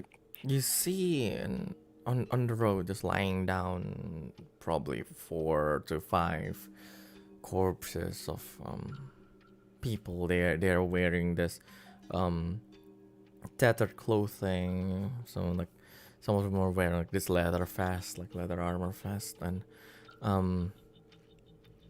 just lying down on the ground. What do you want to do? You saw that like from probably 10-20 feet away. So you still can't see like the details of those people. What do you want to do? Leo knows something is going on, especially with those many like corpses on the road. It could be like maybe I don't know. Maybe it could be a bear. It could be like tiger. It could be tiger bear. Probably. Like or it could be basically just animals in the forest it's hiding here somewhere. So like he tries his best to like channel his inner beast, channel the inner Tarzan. He tries to like smell around or like try to hear things, trying to see Sure, of hear, course. or smell if there's anything going on around besides the corpses. Of course. By the way, I forgot to tell you that you get the benefit of long rest. So,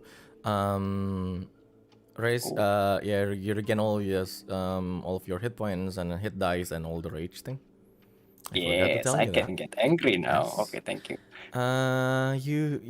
You walk down and walk towards those people and everything.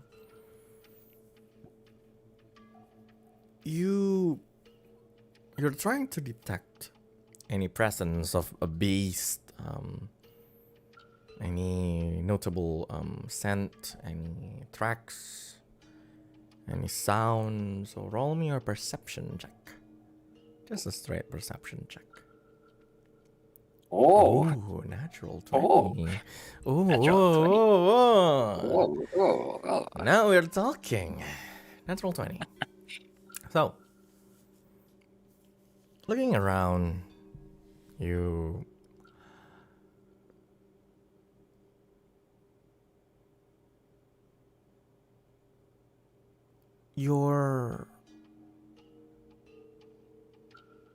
sensitive nose just immediately hit. It's just immediately hit by this iron, like smell of like iron. Smell of blood that's already pulled on the ground. They don't look like fresh, but they don't look like old either. Probably just a few hours just lying there, just pulled up on top of the ground, on the ground there. You start to follow the scent like around, other than the body odor of the bandits or whoever these people are. You also smell this familiar scent.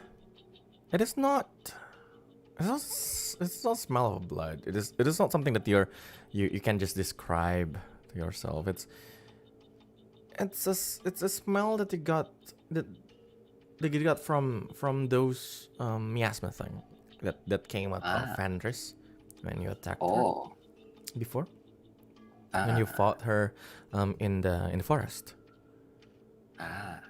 You're looking around, following a bit of that scent. it is already faint, but you're sure whatever like attacked these people or killed these people is definitely not too far from here. You look around and you start to see this trail of blood going like something is being dragged on the ground, like along that ground towards the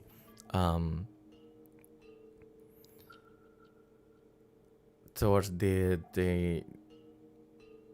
thicker like woods towards like the side of the road. It is also accompanied by this tracks of bloody footprints of Footprints. yeah, bloody footprints of a bunch of people. You know, you see like a bunch of like footprints of boots and everything, like prints of boots and everything. But you also see like a bloody like footprints that is in the shape of like this large paws, basically. These large paws of something that is six-legged. Oh. The paw is in the shape of like a tiger paw ish, something that's a huge feline kind of thing, but it is six-legged. As it goes like further inside the woods, and as you try to listen to things, you can still hear like faint scream coming from inside. It's a mix of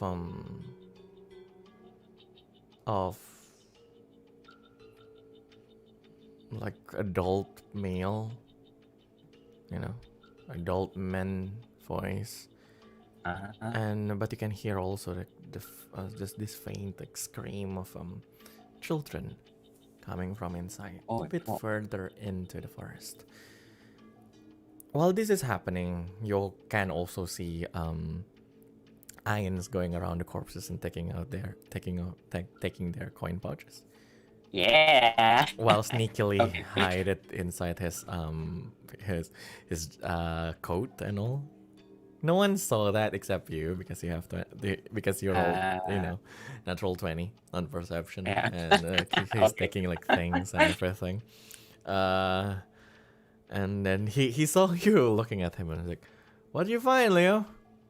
What did you find?" So Leo just like goes back to the party and then like tells everything that he sees and he hears. Like he saw these footprints, he saw these blood prints everywhere towards the forest. He hears like this faint scream of like children and men. It's probably something. A beast is probably somewhere around here, and it's probably going to be a big one, something like that. And it's like, look at everyone's like, well, do we want to fight this thing or we don't want to fight this thing? I'm not really sure. I mean, let's not really take care of anything that we can't really take care of, right? It's not really our problem, right? Well, you can still see like what he's saying that well, so like, you know, pocketing some of the money that they found around the corpses and all. And Fina looks concerned too. She's like, yeah, I don't think I can join any fight too, and Rena is still recovering. And you're always like, well, if I just want the corpses to go off the road. But well, you're part of caravan now, son. If you want to take care of that, it's up to you, and we will wait for you. And probably I will force Irons to help you. Who knows? He smiles. So like, it is up to you. not hearing anything from the carriage man or like the girl. or even Eins at all. Mm-hmm. Like he was just like thinking after telling everything that he knows, Uh-huh. and then like he just took his axe and then just runs towards the forest, towards where the thing is. Sure. As you just grab your axe and then immediately run towards the forest, and then Fenris is like, of course, and then she really like follow you. She follows you. You are going a bit into the forest. Let's just use the same forest as before.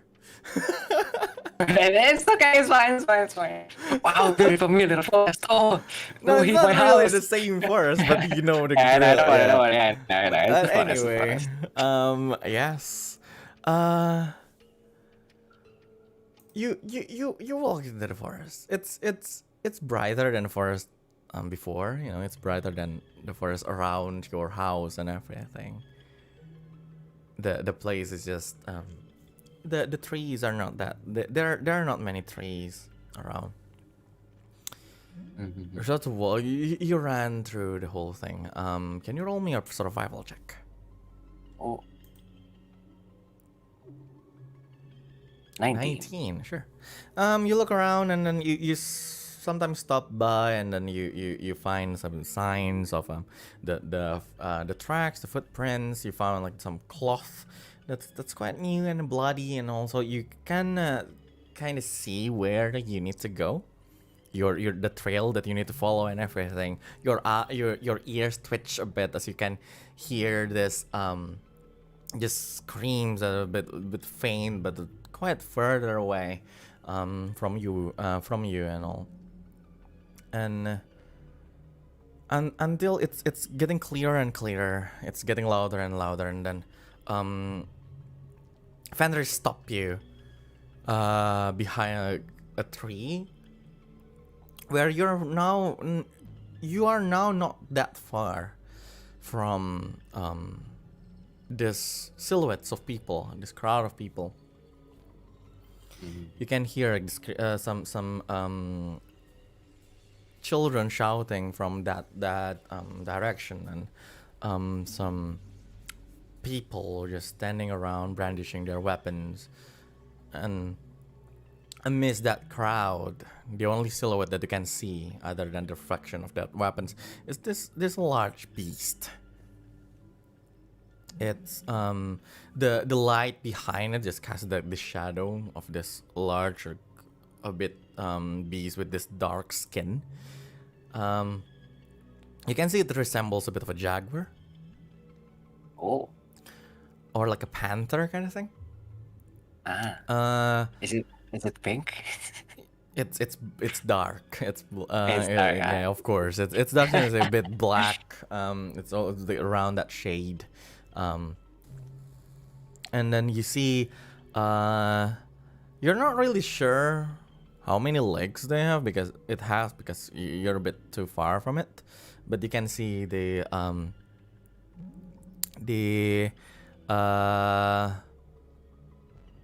like there's some tentacles kind of thing just going around and everything. There's still a lot of tentacle just floating around.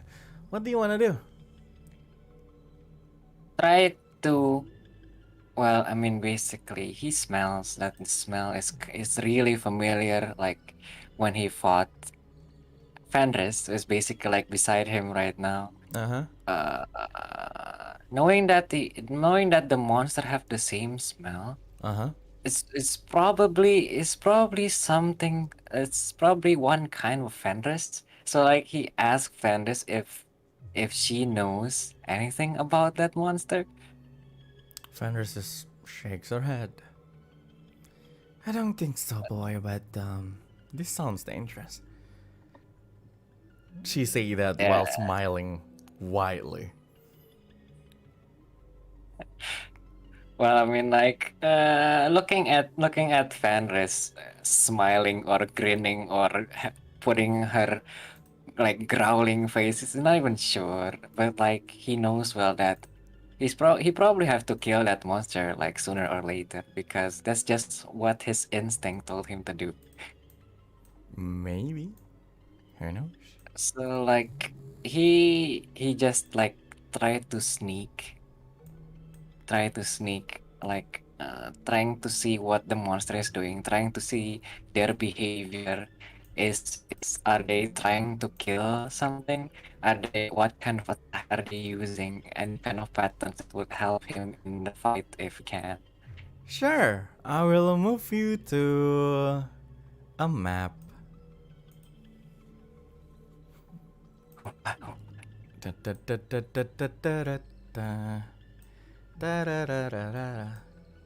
Wait a minute, let me get a bit a broader view of the map. So I will put you I'll show you like the situation right now. Can you please roll me your stealth check? I mean, you know.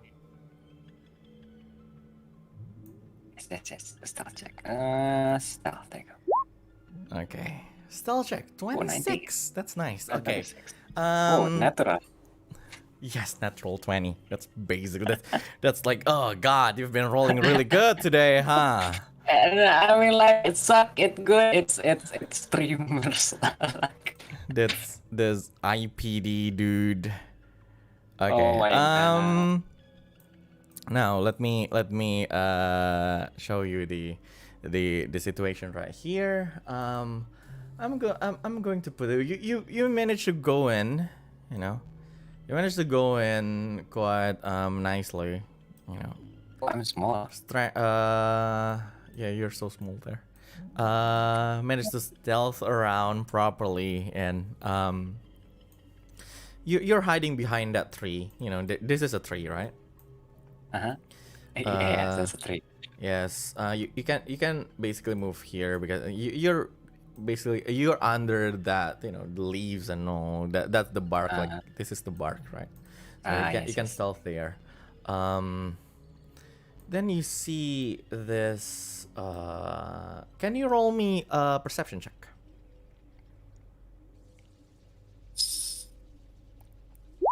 18. 18. Sure. 18 perception checks. So you see a bunch of people. They are taking this stance, you know.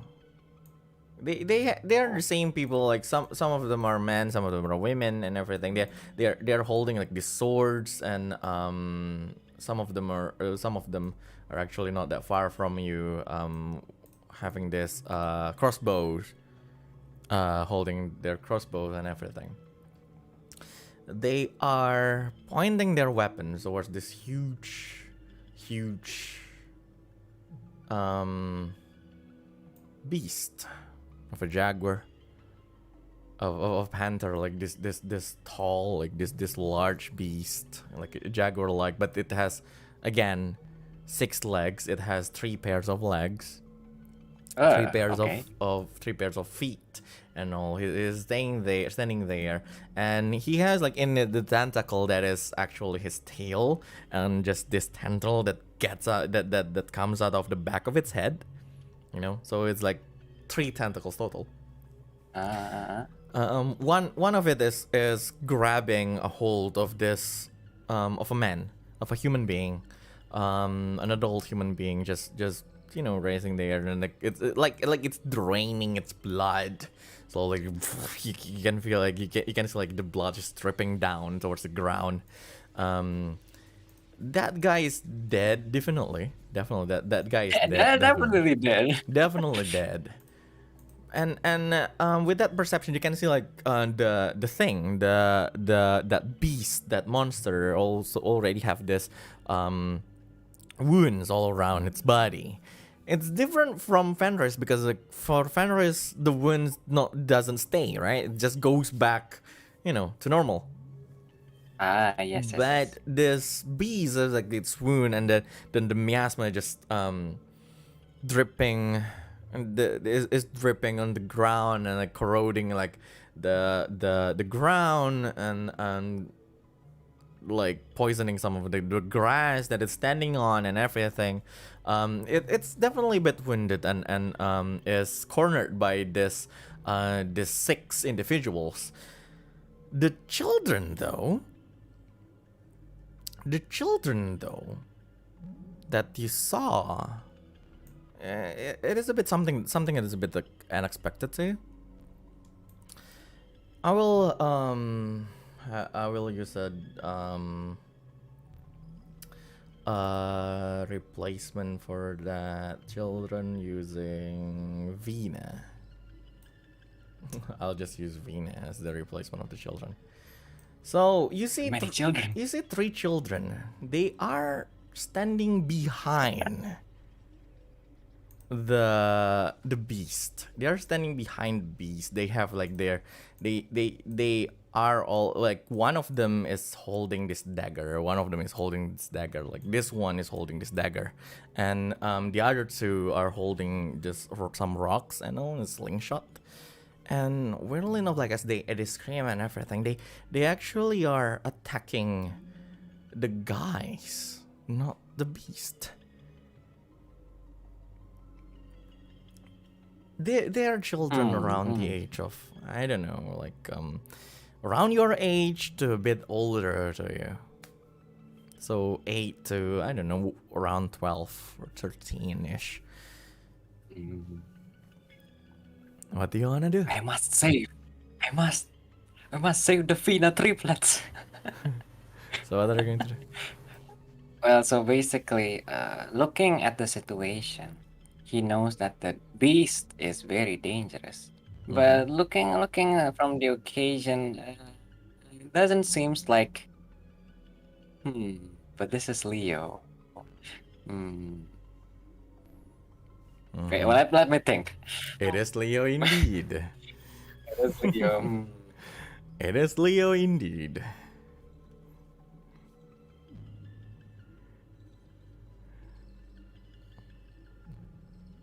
Is the children hurt though? With your perception check, you don't see any wounds on the children. Not really notable wounds, but you're not sure. They're too far away for you to actually see the details of.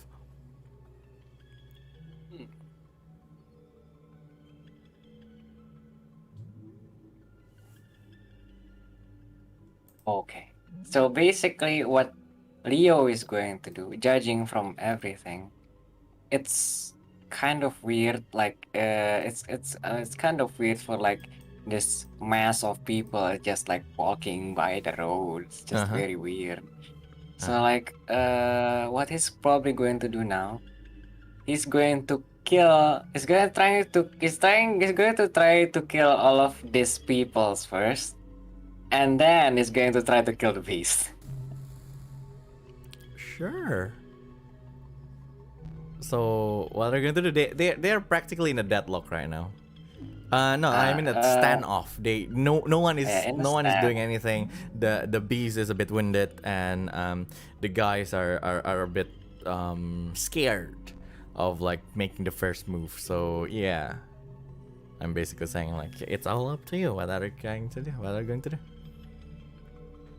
Basically, he looks at Fenris, and then like basically just like give her a small tap, and then he just tries to jump towards this nearest guy and like ambush him from the trees.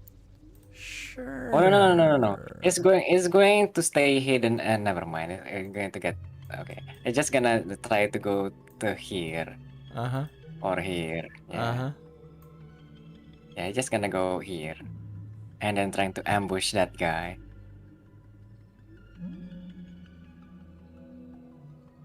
Sure. Move your character there. You can just move it. Okay. You can Hello there.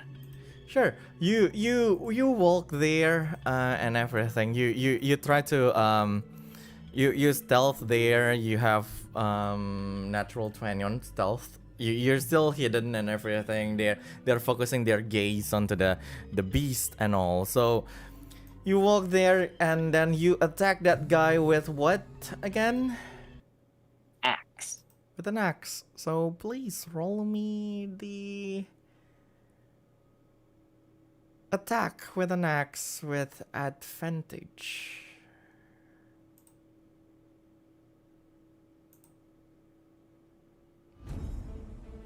Oh, 13. 13. 13 is a hit. Roll the damage. Oh, 10. 10 slashing damage. Can you please roll me a d20? Slash D20? Yeah, just slash R space d20. R space D20. 10. 10. That is unfortunately not enough for the thing. So you run there, then you still there. You raise your grand axe and whoosh, make like this slash onto that guy. It slashed like most part of like his leg and all. He still kept the managed like stay like standing and all, but he got 10 slashing damage, which rendered him to 1 hit points. He fell down, it's bloodied and all. He's totally wounded, and that will be the start of our battle encounter. Please roll me your initiative. I will roll a lot of people's initiative. Yes, oh my god. How do I roll initiative again? You click on your token and then click on initiative. And Yes. exactly. Oh, I'm speedy. Ooh, nice. Let's see. Fenris. Ooh, 20. Sure. Oh, 20. These people.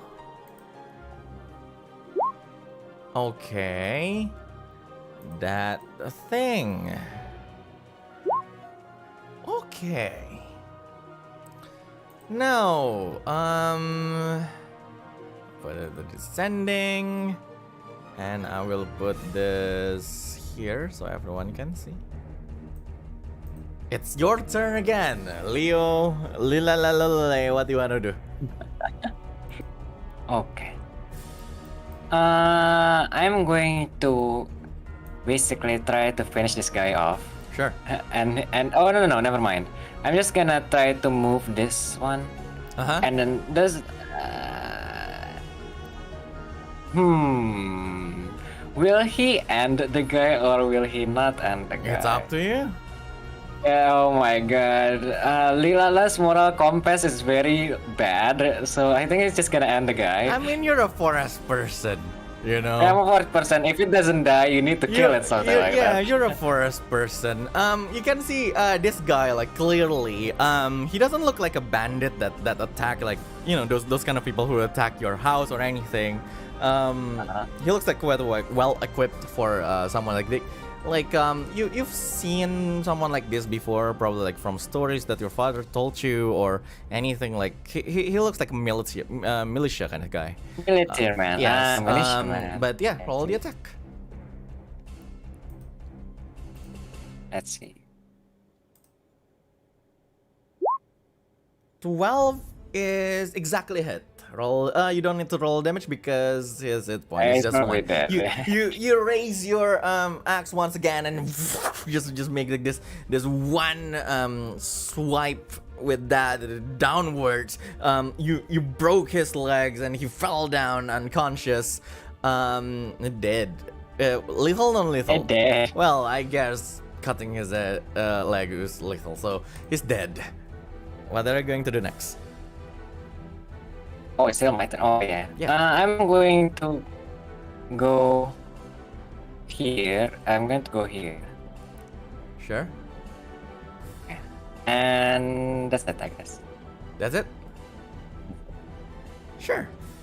Fenris, who is quite excited about this. You can see like the grins in his in her face and all. You can see the excitement in her eyes. She's just having, she knows like she's going to have the time of her life and everything. She will use her bonus action. Just, you can see like her eyes just lights up again and everything. She slowly became larger and larger, just like before.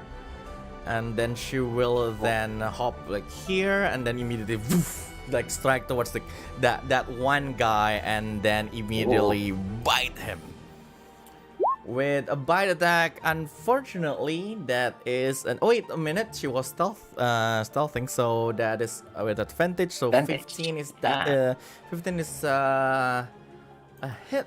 That will be 12 piercing damage, just enough. Like she immediately bite his shoulder, just the shoulder, and like, but her mouth is like so big that it also is like the chest.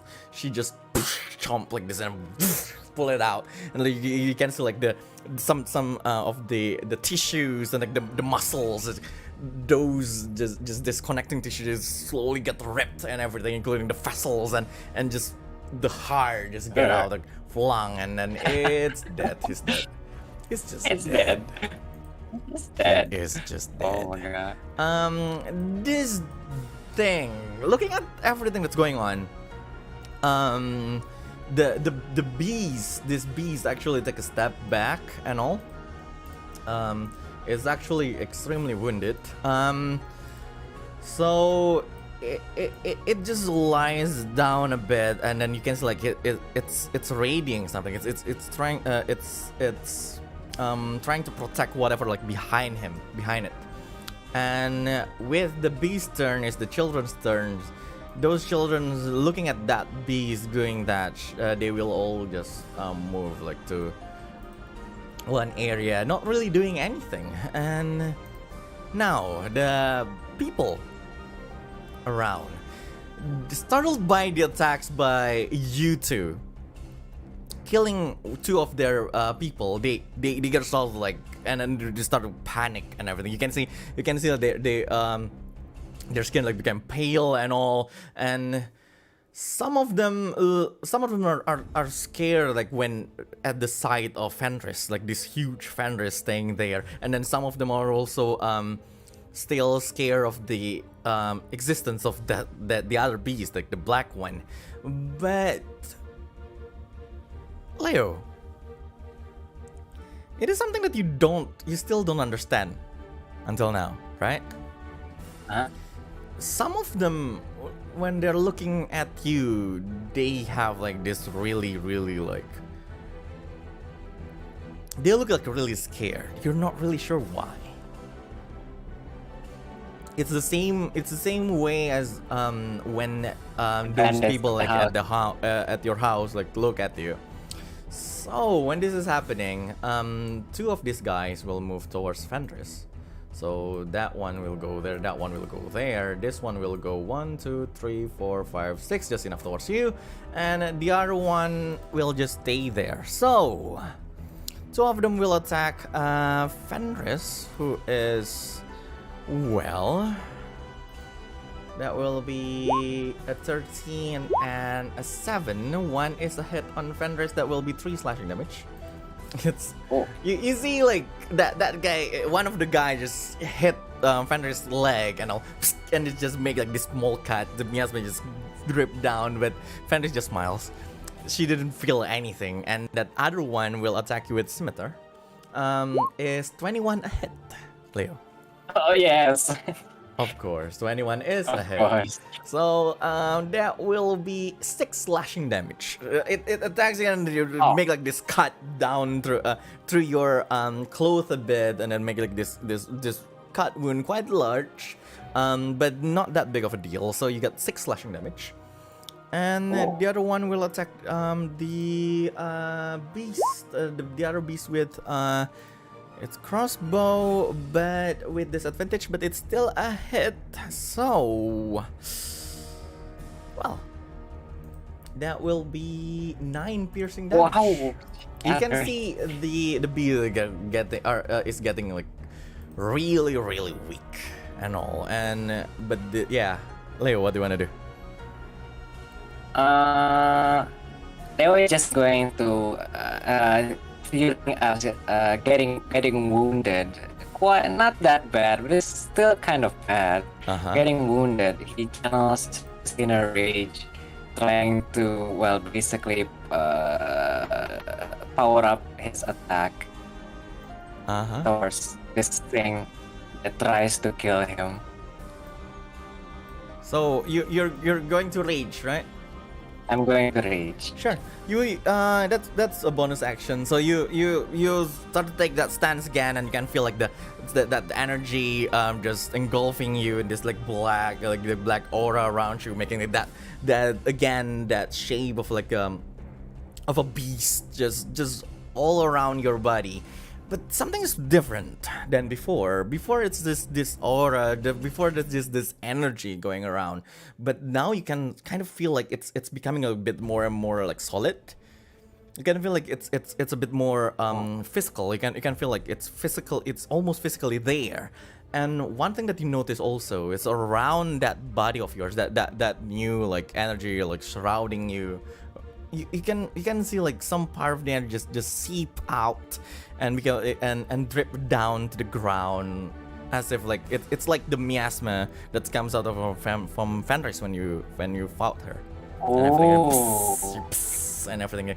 When it hits your body, you don't feel anything. It doesn't really damage you, but basically everything around you just making it just burn and everything. And everything. What do you want to do, Leo? Leo in rage state doesn't really like notice it that much. But he knows that something is kind of off. But that's not what he's supposed to be focusing on right now. He need to focus on killing the guy in front of him. What he's gonna do is he bite. Of course, a bite attack. Oh God. A bite. Roll he the basically bite. Okay. Wait. How to roll bite again? Just axe? Yeah, just axe. It's okay. I think the damage is 1d6. I forgot. I shall always roll.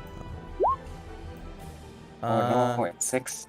6 is not a hit, unfortunately. You are in this blind rage, of course. Like, but you found yourself in this new power of yours, something that's a bit unusual than before, and everything. So you're still like fascinated or maybe confused because of that, and also from that you can when you enter your rage and everything, you try to make your emotion a bit unstable. That makes like your stance is also a bit like unstable and everything. As with this blind rage, you try to bite this guy, but unfortunately, you almost hit his shoulder. You just miscalculated your leap and everything. What do you want to do next? There's nothing that I can do next, right? I think so. Yeah, so well, you I'm can just gonna still be... move if you want, but yeah.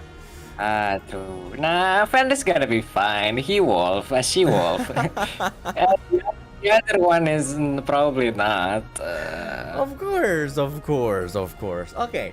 That will be your turn. This Fenris. Looking at those two, she is elated. She looks at you with these eyes and this smug smile again, right? Like she's saying like, hey, look what I'm going to do, right? And then she will use she opens her mouth and this energy just forms around her mouth, and then suddenly this burst of cold wind just like push those two back, and they will roll their dexterity saving throw, trying to resist that wind of cold. That will be a 20 and a 17. Both Oh my safe, God, but that's very so high. they will only get half of the damage. That will be half of 18. Both will get 9 damage. Both are definitely injured by those things, but they still manage to stand. They are weak and all. They're barely standing, and yeah. The other beast will the other beast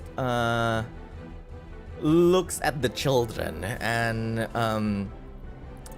it makes like this gesture. You're not really sure what it meant, and then it will just stay there. It just stay there. It howls a bit. It intimidated that other guy not that far from it, and just stays there. like winded. You can see like the blood is still dripping, the miasma is still dripping, and those people, one will attack you with the scimitar again. Is 19 a hit? It's a hit. It's a hit. It attacks you, but again, it hits your raging aura, so you only get half of the damage. You only get 3 slashing damage. Oh, okay. And the other two will attack Fenris. 1 hits, and Fenris will get 5 slashing damage. Again, what's with this roll? I know, right? I don't know. Oh my What's god. with these rolls? And These rolls. those two, Fenris just got hit just for 5 slashing.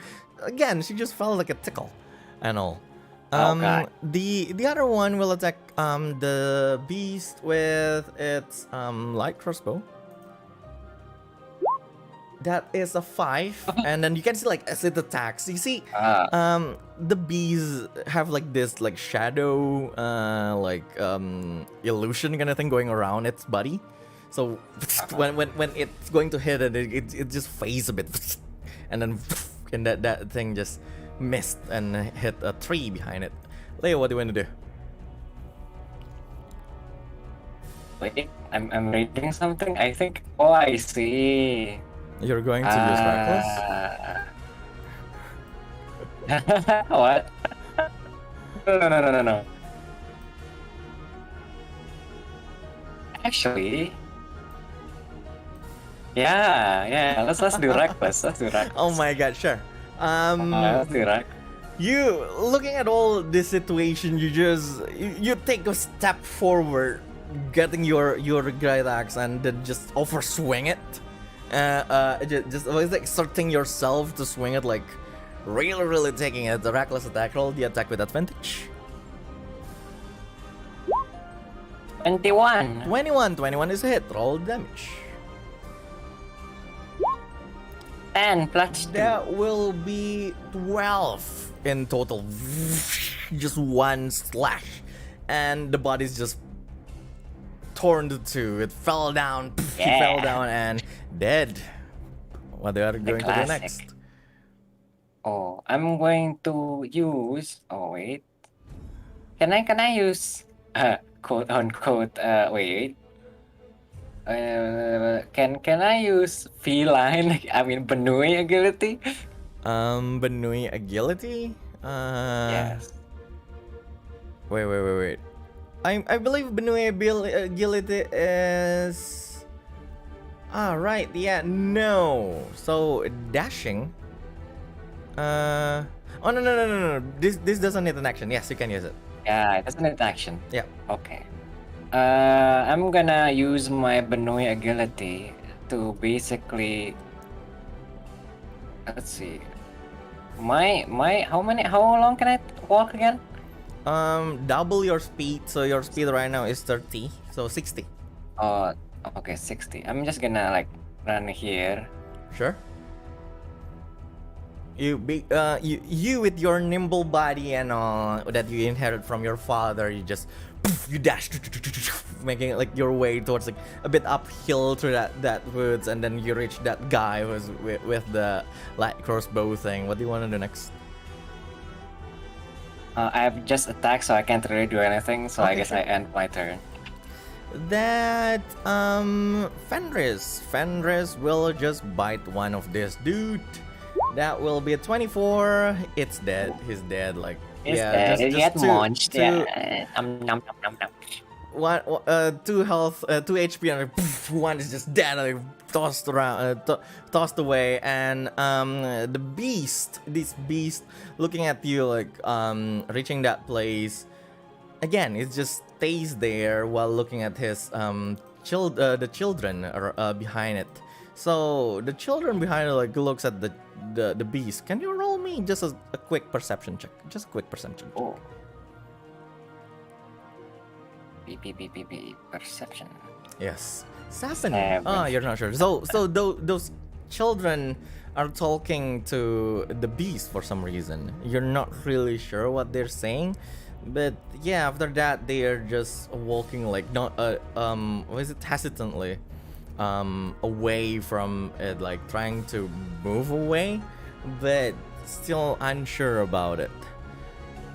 Oh. The guys, one of them in this really like fearing for scared for his life, he used disengage as an action and then move away. 1 2 3 4 5 6, running away from Fenris, while the other dude, who's still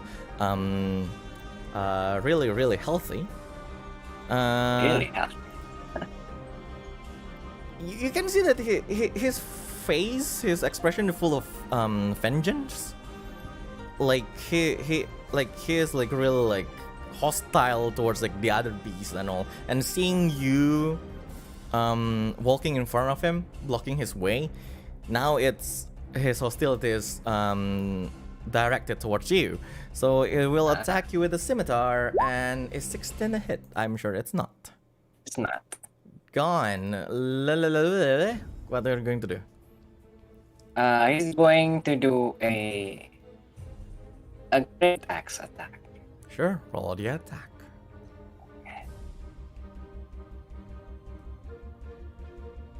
12 Well. is a hit. Roll the damage. Oh, That will it's be 12 12 damage. How are you going to kill this one? As usual, but basically like he's just going to like pounce on him and like throws him to that tree and then just throws his axe. Oh, like that pillar? Yeah, like this pillar. Sure. this pillar. You basically like take a step just back, just step back. You push him to the pillar with your leg, and then you swing your axe, and it's just almost throwing it. Like, just hits like his chest, and it pierces him and just stick him to that pillar, like really stuck there, and then he's dead. He's like really dead. Is that your turn? Bonus action and everything? He's going to like walk over here. Oh no, wait. He's going to walk over here. I'm pretty sure Fenris is about to do something with the person. Sure. He's basically just like rumbling. In his rage state, I'm pretty sure he can't really talk that much. But he's basically just like tell her to like kill him or something like that. Because he knows that if he lets one survive, somebody's going to come after him again. So just kill him, something like that. And Fenris looks at the end, she just says like with this really loud voice, she just says like, "You don't need to tell me that, child." And then she basically like jump here and then attack that dude. Let's see if she actually hit him. Roll the Oh my god. That is not a hit. Fenris. Oh my god. Are you kidding me? That is not a hit. You see, on that beast turn, it now has its what is it? Stare at you.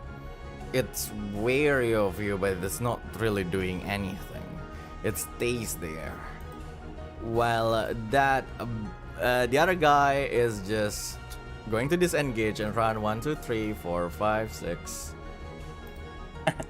Leo, is there anything you would like to do? Just stare at the beast and try to intimidate with a roar or something. Sure, roll the intimidation check. Oh. That will be an action. You look at it, you roar. You didn't know that you can make like that loud of a sound. Now, like it's louder than the thing that you did like around your house before. But the beast just stays there, like looking at you, glaring at you. Is there anything else you would like to do? Nothing. Sure. The Fenris then just she again like moved towards that guy and again tried to attack him. If you miss it one more time, That Fenris, will be I swear I 20, disown and then you. that will be a hit, like, and then just into 2 and just spit it to the side, and everything. Now the bees is looking at you. It's wary. it doesn't trust you. It's a bit hostile, but it's not attacking you. You're not really sure what it's doing either.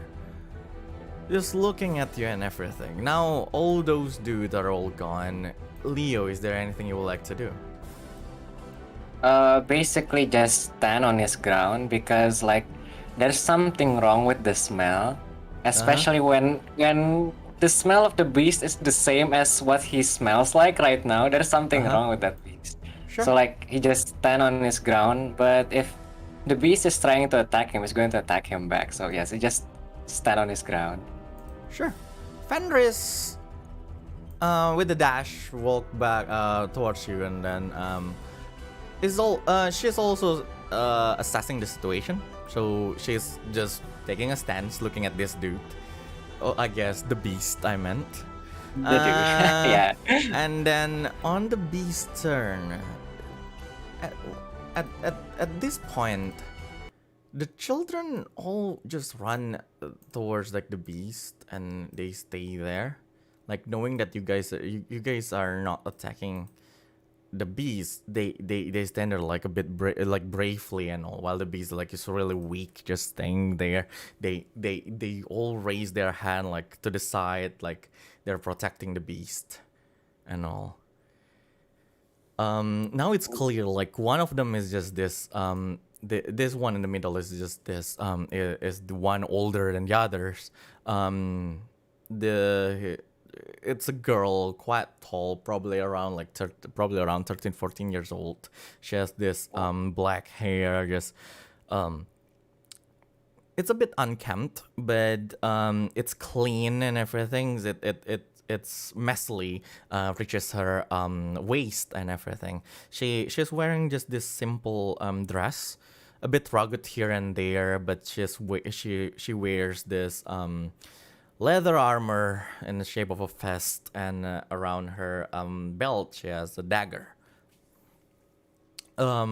She looks at you and Fenris like really scared, like terrified by the situation, by the sight of this huge wolf in front of her and this thing, this bunny that have like the aura of like a beast around him. And but she's standing there bravely between the two of you and the beast, and the beast like slowly like move like weakly and all. It still stays there. You can still see the shadowy thing and just phasing and all, and but the miasma just start dripping like more and more blood towards the ground. Leo, is there anything you'd like to do? Looking that the three girls is protecting the beast, he knows that he probably can kill the beast and the girls anytime he wants to, but they're not attacking him or Fenris, so he just disperse the rage and then like, but they're still holding his axe just to make sure nothing's going on. Sure. You just while you're still pointing at the axe, you disperse the rage, the aura of like that beast like around your body is gone. You slowly take down your axe, but still in the stance of a bit of like a hostility towards them. Fenris still maintains her form, like her large form still there, but she let down her guard a bit, making sure that these children know that she's not like hostile to them for now. As those children, led by the girl in the middle, are still like staying there, you see the beast just slowly fall down to the ground, and all its body just turns to this liquid, this black liquid, like same as the miasma, and just disperse to the side and reveals what's inside the beast. It's a child. Around your age. Probably like a bit older than you. He's a dragonborn child. So not that tall. like a dragonborn child, like this, have like this golden skin around, wearing the same kind of clothing as the others. They just rug simple shirt and all, but he's unconscious. He just fell down to the ground and unconscious there, and the child, the one who's leading the pack, she looks at you and she smiles and thank you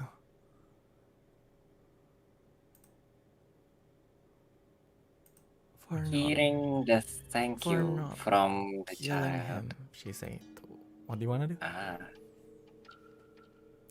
Hearing the thank. Oh my god, that music though. It puts me on guard. Oh my god. You are supposed to. You're supposed to. Yeah. Oh my god. Yeah, I was like, oh no, is this? Yeah, it's like hearing the sus music. I mean, hearing the girl saying thank you for not killing the beast. He drops a little bit of his guard, but he also steps a bit to the back just in case something punches him or anything. But like basically he knows that this girl at all is not dangerous and the thing behind is still dying, so like yeah, he can kill them anytime, but like he needs some explanation on what's going on. So basically what he's going to do is like he point his axe towards the girl, towards everyone besides Fenris, and said something along the lines of explain, something like that. Sure. She looks at you and it's a long story, but our brother here. She said brother. She looks at the guy who's, the boy who's lying down. He is helped by the other two children. One of them is a boy, quite taller than him. He's an elf boy, probably older than the dragonborn. See, he just lift him up and all. The other one is a girl, really young. She's helping the dragonborn, like taking care of his wounds and all. The one thing you're sure is that they're all of different races. And it's weird for someone just call the other guy as a brother. There's definitely no way that she's his brother, like actual, like he's her brother and all. She just said, our brother here is being hunted by those guys, and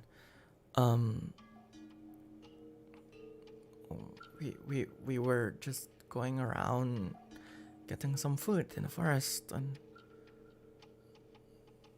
they attacked us.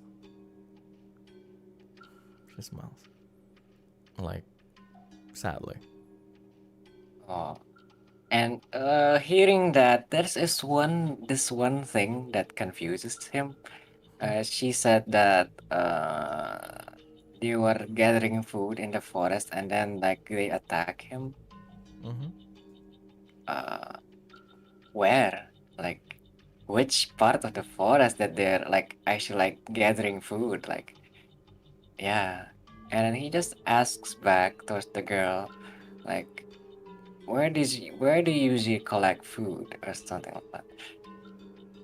She said, just around here in this forest and a bit to the edge, and actually if you go along this path and reach the road, sometimes we can meet a trader who is willing to trade food with us. We don't have money, but he kindly he kindly takes our food that we got from the forest. And so yeah, just around here.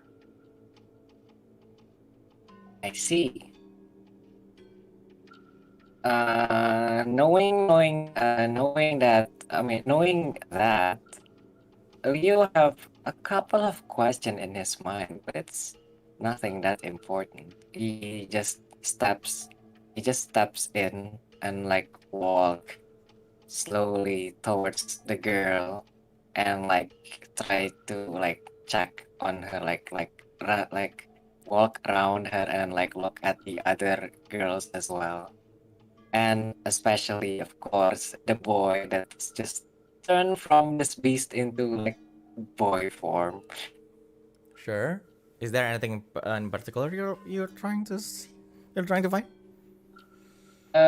Nothing. It's just smelling things around, trying to like search something suspicious.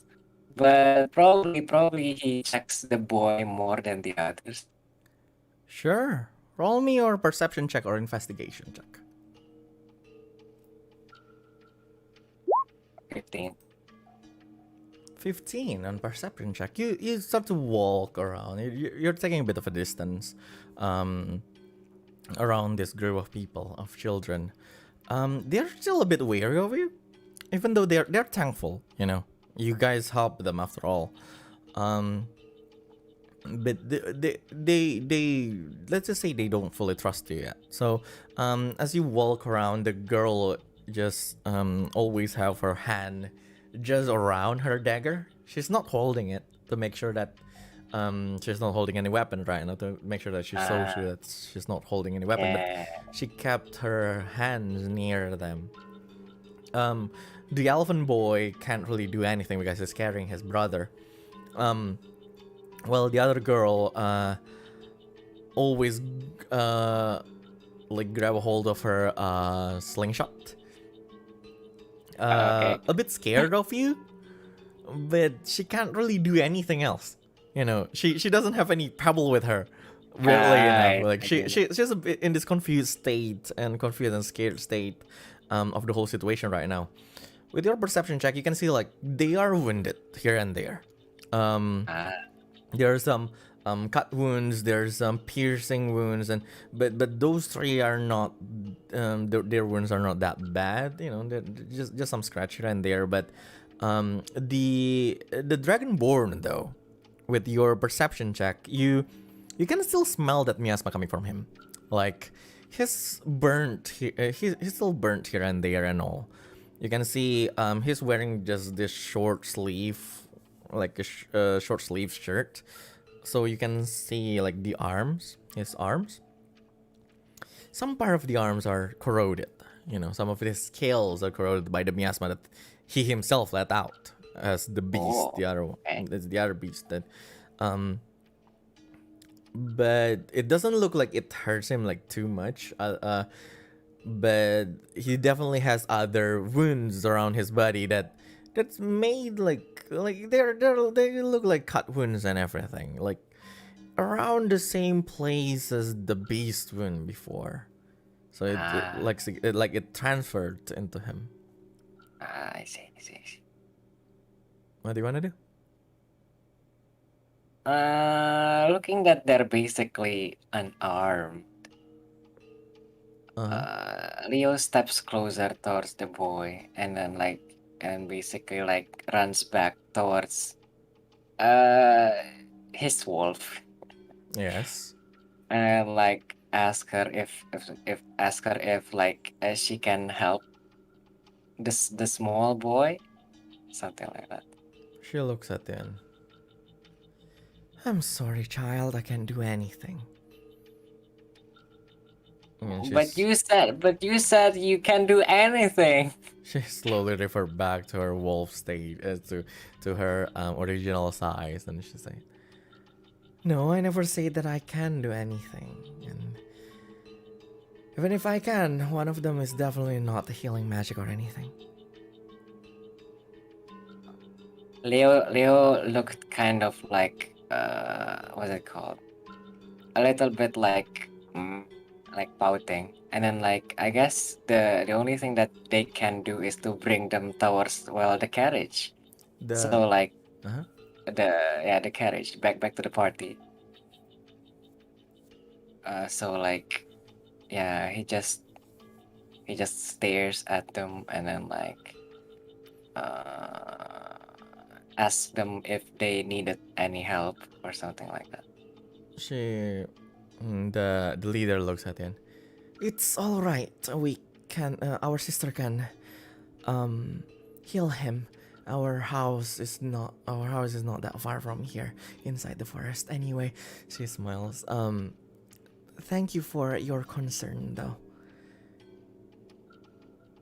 Well, I mean, like, if they're okay, then I guess they will just like looks at the ground for a while and then like nodded and then just ran off back to the carriage without anything. Sure.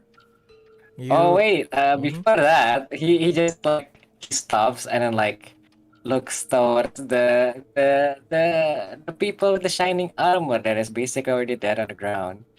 Mm-hmm. And I'm like remembering what Ainz did. I'm pretty sure there's a lot of Chinese stuff around, so like he tries to like copy what he's doing. Sure. As you were going to run out of the forest, but you remember that to do that Ainz did. As you decided to do that, the children walks away while after thanking you and Fenris, they walked away like deeper into the forest.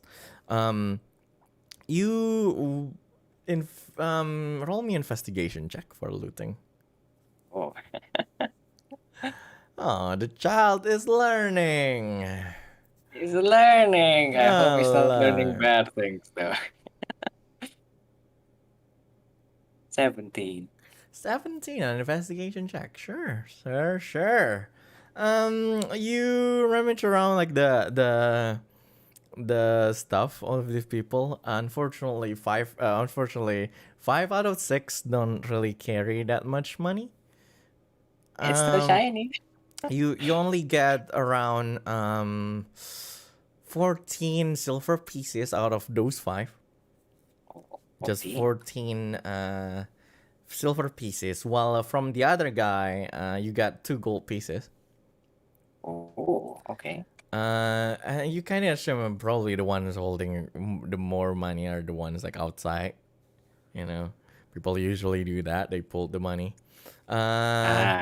So yeah, you only get like this just you know just a bit of money from this 6 people, and Fender is just looking at you in disbelief while you're doing that.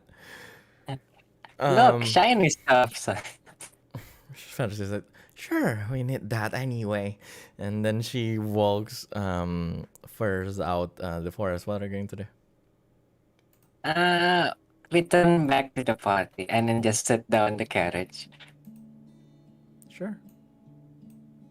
The 2 of you walk outside of the forest, and Ainsel is waiting there, you know, leaning on the carriage, and I was like, there you are. It took you long enough. So, what did you find? Anything interesting? So basically, just like pulls out like this handful of like copper, handful of silver pieces and gold pieces, and then like show it to Ainz. Look, I have money. Can I get inside this town thing now? Something like that. He looks at it and looks at it. And, good job, but it's a start, I guess. You still need more, but yeah, of course. Just keep those money with you. Really? He puts back his money and then like basically just look at this 1 silver piece and 1 golden piece and then like basically just think, why is the other one shiny and this other one just like white? He just doesn't understand. He just doesn't understand which are greater or anything. Like, just like, wow, this money thing is very shiny. Something like I looks at it and like, well, the yellowish one worth 10 of the white one. He doesn't understand. Wow. He just looks at the yellowish one, trying to understand what Ein's trying to say. He looks at it and, well, this one, he pointed at the gold coin, the gold piece, and it's worth 10 of this one. He pointed at the silver one. Yeah, he tries to understand, but like, he's still pretty sure that 10 shiny is way more than one yellow shiny. He just like, okay, he just says something like that, but like just puts it back to his pocket or whatever, licking, and then like, well, basically just licks his wound, like literally lick his wound. He looks at it like, well, let's just go, and all of you ride the carriage again. No one asked any question. They are all just amazed that you actually went back in one piece, but again, they're not really they, from the looks of it, they all look at Fenris, so they just assume that Fenris did most of the job. Oh my god. You know, like she's like a guardian wolf or something. No one is sure, so yeah, like the carriages start to go again. Is there anything you would like to do in the carriage? Aside from licking wounds, he basically just like stares at the shiny thing called money. He's still trying to understand what Ein's trying to say, but other than that, he's back to cleaning his axe, and like will stare at the sky, and then like just sat down, and then like look at Ein's. Sure. And said something like, "How many did you find today?" Something like that. Just innocently ask Ain's looks like, find what? Yeah. I didn't find anything. The shiny stuff, like he just shows his shiny stuff again. I mean, like, yeah. The shiny stuff. What? What do you mean shiny stuff? And Fina is just looking at him like suspicious. Fine, I got a lot. But those are mine, by the way. I found them. Finder's keeper, okay? I didn't steal anything. I just find things. What stealing? He mutters himself and then like puts back his money on his pack. So back to cleaning his bloodied axe. Of course. Well, as you go with the carriage and everything, the sun slowly sets and all. But the carriage just kept on moving. Because you see far to the horizon, far, not that far, for towards a bit in the northeast again. You can see like this gate. There's this wall that circled a small town in the middle of that area, just a bit around the foot of the hill that you went through. There's just this small something that you might think as a village, but it's bigger. You know, if a village is a house but many, this thing is a village but probably 3 of them. Even many house, I see. Is it Leo looks around in very surprising, like he have this very surprised face. Yeah. Like, and looks around, like even poke out his head from the carriage just to look around. Sure. Wow, there's so many houses, something like that. And I was like, first time seeing is a town child, Oh, but so I guess I'm not surprised by now. You're someone who's traveling with a dog, wolf. I meant. the only house that I've seen before is my own. That's it. I see. Then you're going to be amazed by the other houses around, I guess. And Fina just chuckled by the whole situation. You see, the carriages slowly reach the gate as the old man talk to these guards who are standing around the gate. Waiting for the guards to inspect the whole thing. You notice a bunch of people just standing around the gate of that town. Some middle-aged women, some children. They're standing there looking far into where you came from, like they're waiting for something.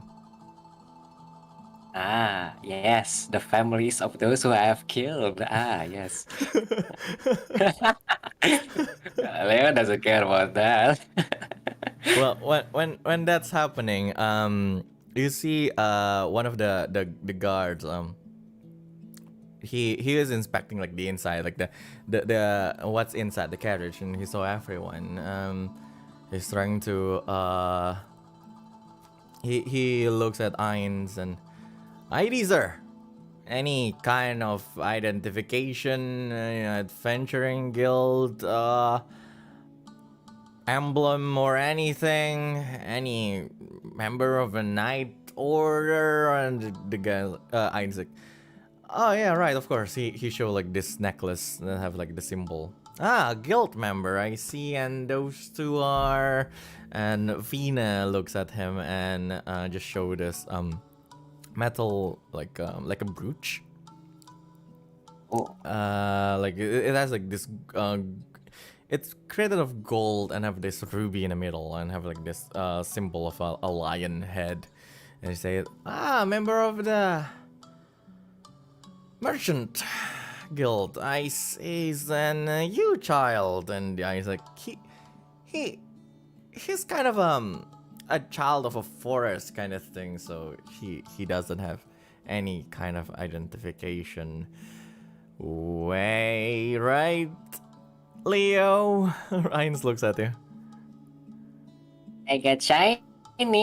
Something like that. He gets shinies. Ah, well then,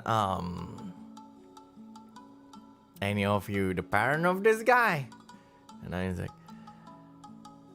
1 silver is a toll, right? Yeah. I'll pay it for it. I give the guy 1 silver piece, but tell me though, what are those people doing? And the guy's like, well, we sent a team. They're trying to exterminate like this monster that's been lurking around the forest. Oh yeah, baby. So yeah. It's all coming together. The guy sigh and looks far towards that direction. It's like, I don't think they're going home tonight. And it's like, yeah, of course. I hope they come home. And just smiles like, yeah, sure. It's none of your concern anyway. Well, welcome to Azalea. And then he walks out and slowly the carriage walk in. And this is the first time you see, quite a big town. There's some huge buildings around. They're all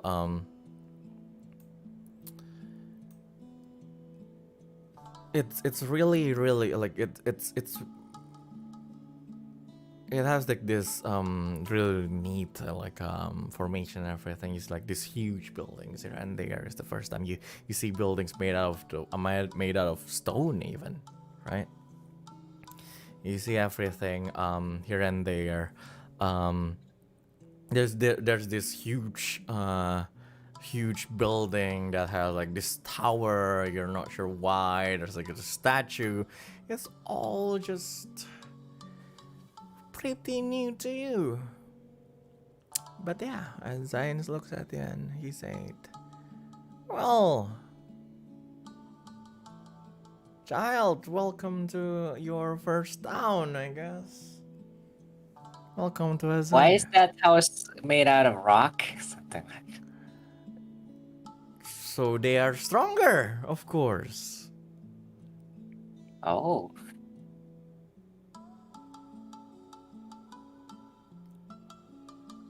What He just sat there and watching everything, not really hearing like what the green hair man says. Just to like, well, it's just a child that never been to town before. Of Of course, course. it's going to be it's very at everything. Just like, oh, what's that? Oh, what's that? Something like that. Sure. And you're basically fascinated by you're fascinated by the whole buildings around, every form, every size of it. They have like they have different shapes, and some of them are really bright, some of them are really just dim, some of them are like really huge, some of them just small buildings like yours back in the woods. And you can see like each of them reflects like the crimson sunlight of the setting sun as the carriage slowly pulled over towards an inn in the middle of Azalea town. And that will be the end of tonight's episode. Yeah. Thank you for watching and playing, and I don't know, maybe listening to this thing. Yeah. What is waiting for you in Azalea? Who knows, but Yeah. I commit mass murder. you committed mass murder. I mean, Yeah. you know. But like based on Leo's experience, he probably would kill humans first than monsters. Yeah, of course. I mean, he's a child of a jungle. He's Tarzan.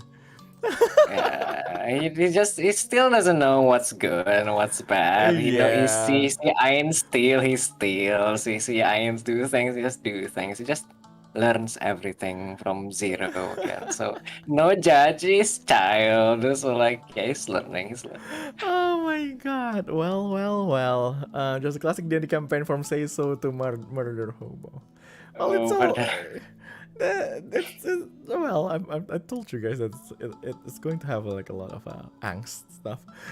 Yeah. I mean, look, the first episode, you woke up to slash somebody and to make him hang around your wall. I don't think that's Say So. Yeah, I mean, technically, he's a Say So. He's a pure child. He's a pure child. He's a pure yeah. child. Doesn't know about anything bad or anything good. It's just pure. Like he kills, he just kills. Like no. Yeah, just kills. By the way, thank you for. Oh my god, 25K! Yay! Yeah. Oh, 21K. What? Oh, really? Oh, 25K. 25. Yeah. Oh, nice. Oh, omedetou. Oh my god. Very Oh. good. 25K. Yeah, But it's yeah, very he's just a good. pure child, Yeah. not really knowing what to do with life. Like he's still learning stuff. He's still learning stuff. Mass murder is not something on his mind right now. He just want to survive. Yeah. But again, it's angst, but it's anime angst, so who knows? Now everyone knows that my games are just anime. What? Anyway, that will be it for tonight, guys. Stay tuned for more this week. Really, I scheduled a lot of things this week. Yeah, also, there's going to be another one, right? Yeah, there is a Lunarian reunion on Thursday. Don't forget. Yeah. And yeah, before we end this stream, is there anything you would like to say? Right? Is there anything you would like to say? Shiny gold. Shiny gold. Yes, it's not mesmerific, it's shinies. Yeah. Oh my god. Anyway, thank you everyone for coming by. Thank you, Rai, for enabling me to do all of What these do you mean? things. Oh yes. So let your color shine. Yeah, let your Yes. color shine. Yeah, Yeah. indeed. And yeah, thank you guys. Thank you all. See you in the next stream. Oyasumi nasai. Otsukareja. Otsukareja.